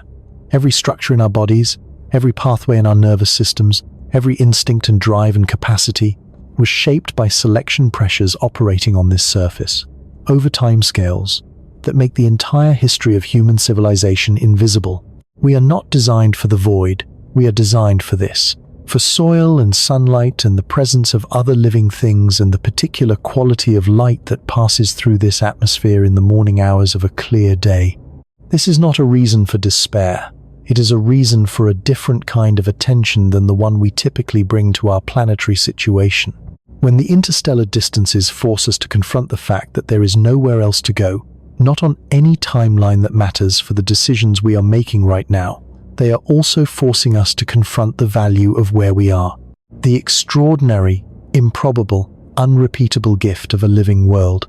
There are, by current estimates, somewhere between 100 billion and 400 billion stars in the Milky Way galaxy alone. The Kepler Space Telescope's observations suggest that most of those stars host planetary systems, and that a significant fraction of those systems contain planets in the habitable zone. The range of distances from the star where liquid water can exist on a planetary surface. There may be billions of potentially habitable worlds in our galaxy. But habitable is not the same as inhabited, and inhabited is not the same as inhabited by anything like us. The conditions that produced life on Earth, the specific chemistry of the early oceans, the timing of the moon-forming impact that gave our planet its stabilizing tidal forces, the migration of the giant planets that cleared the inner solar system of most of its asteroid bombardment, the emergence of photosynthesis that oxygenated the atmosphere, the survival of the lineages that eventually produced complex multicellular life, the specific evolutionary pressures that produced large-brained social mammals, the particular accidents and adaptations that produced creatures capable of looking at the night sky and asking what it means. This chain of events is either common enough throughout the universe that life is abundant, or rare enough that we might be nearly alone. We do not know which. We do not have enough data to distinguish between these possibilities. We are still waiting, listening, searching. But here is what we do know.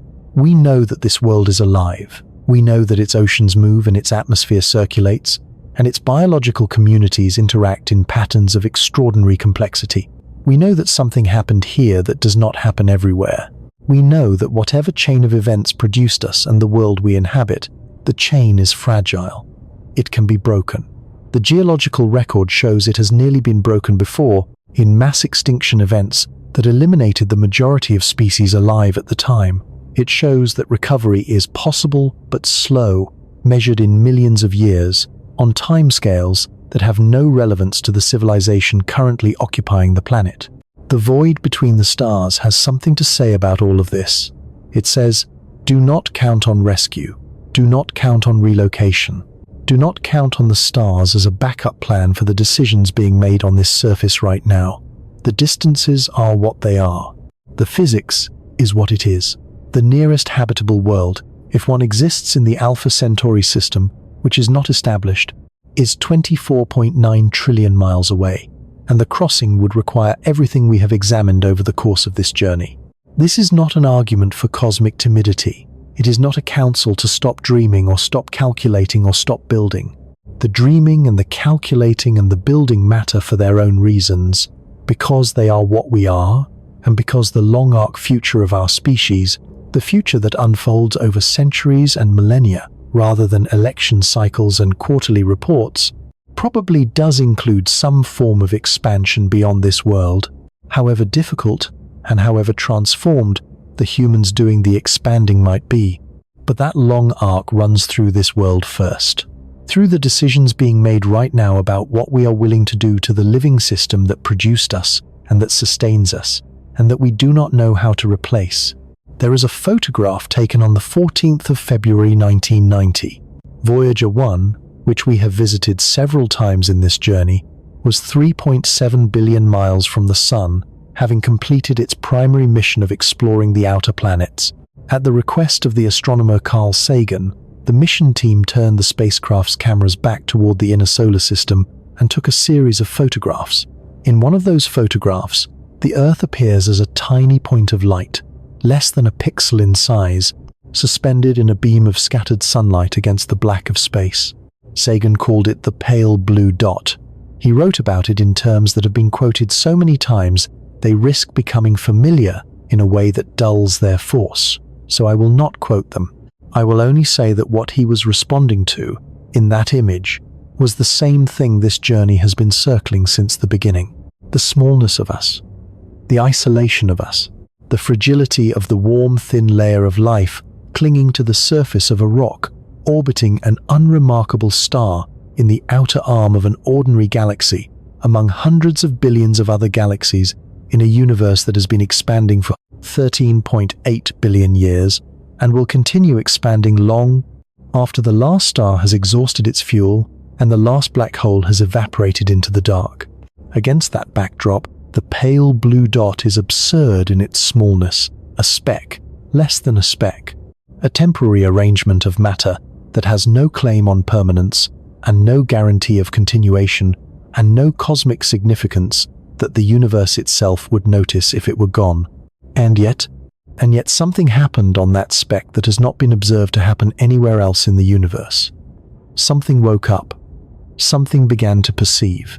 Something developed the capacity to look outward from its own small surface and ask questions about the nature of the vast darkness surrounding it.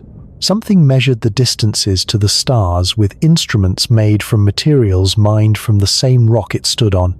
Something calculated the age of the universe from the light arriving from its furthest reaches. Something sat in a laboratory and stared at particle beam data and understood for the first time what the void between the stars would do to living tissue.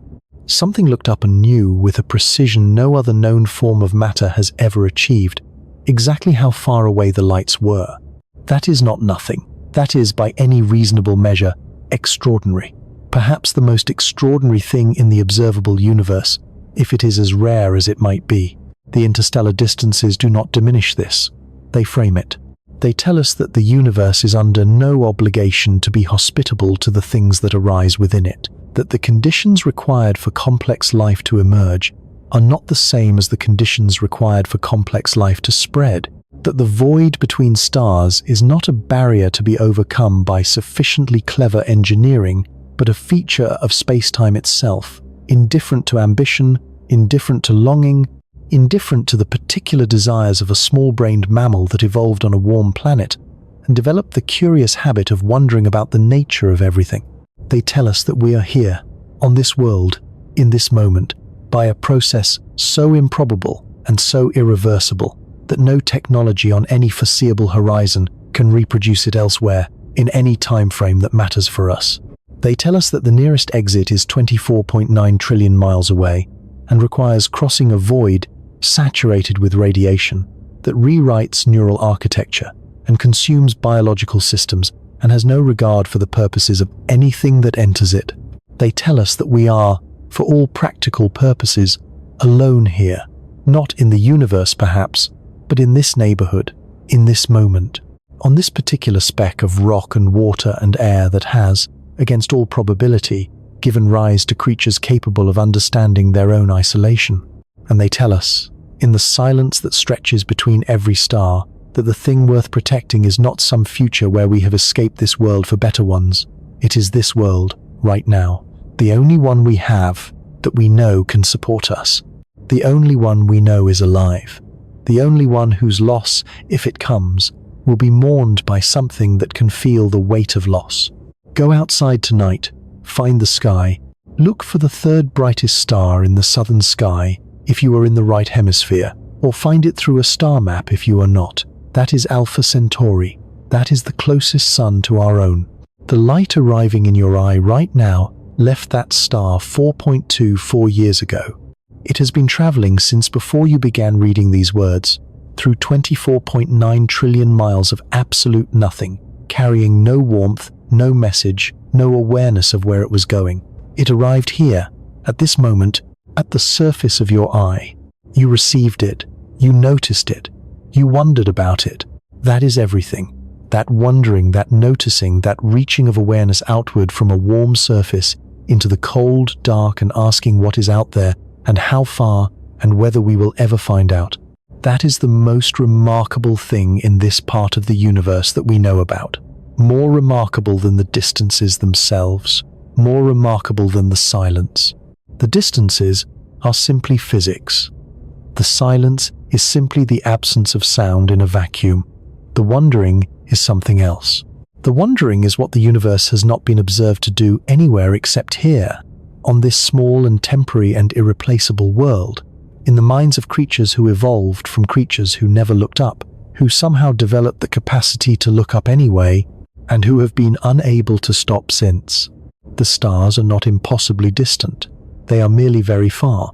The difference is not trivial. Impossible means never. Very far means not yet. Not yet leaves a door open in whatever future exists for whoever comes after us, whatever form they take, and however different from us they have become. A door that the dreaming and the calculating and the honest reckoning with failure keeps from closing entirely. The radiation will be there. The void will be there. The silence will be there. The physics will not change on our account. But so will the wondering. So will the reaching. So will the particular quality of attention that a living creature brings to a dark sky full of ancient light, standing on the only warm surface it has ever known, feeling the pull of everything beyond it, and the weight of everything it cannot yet cross. That tension between where we are and where we can see, between what we are and what the journey would require us to become, between the smallness of our world and the vastness of the one it floats in, is not a problem to be solved. It is what we are. It is the pale blue dot, looking up, still here, still looking, still unable to quite let go of the lights that are too far to reach and too beautiful to stop reaching for. One world, one moment, one small flame of awareness burning in a darkness that stretches farther than light has traveled since the beginning of time. It is Ors, and for now, it is enough.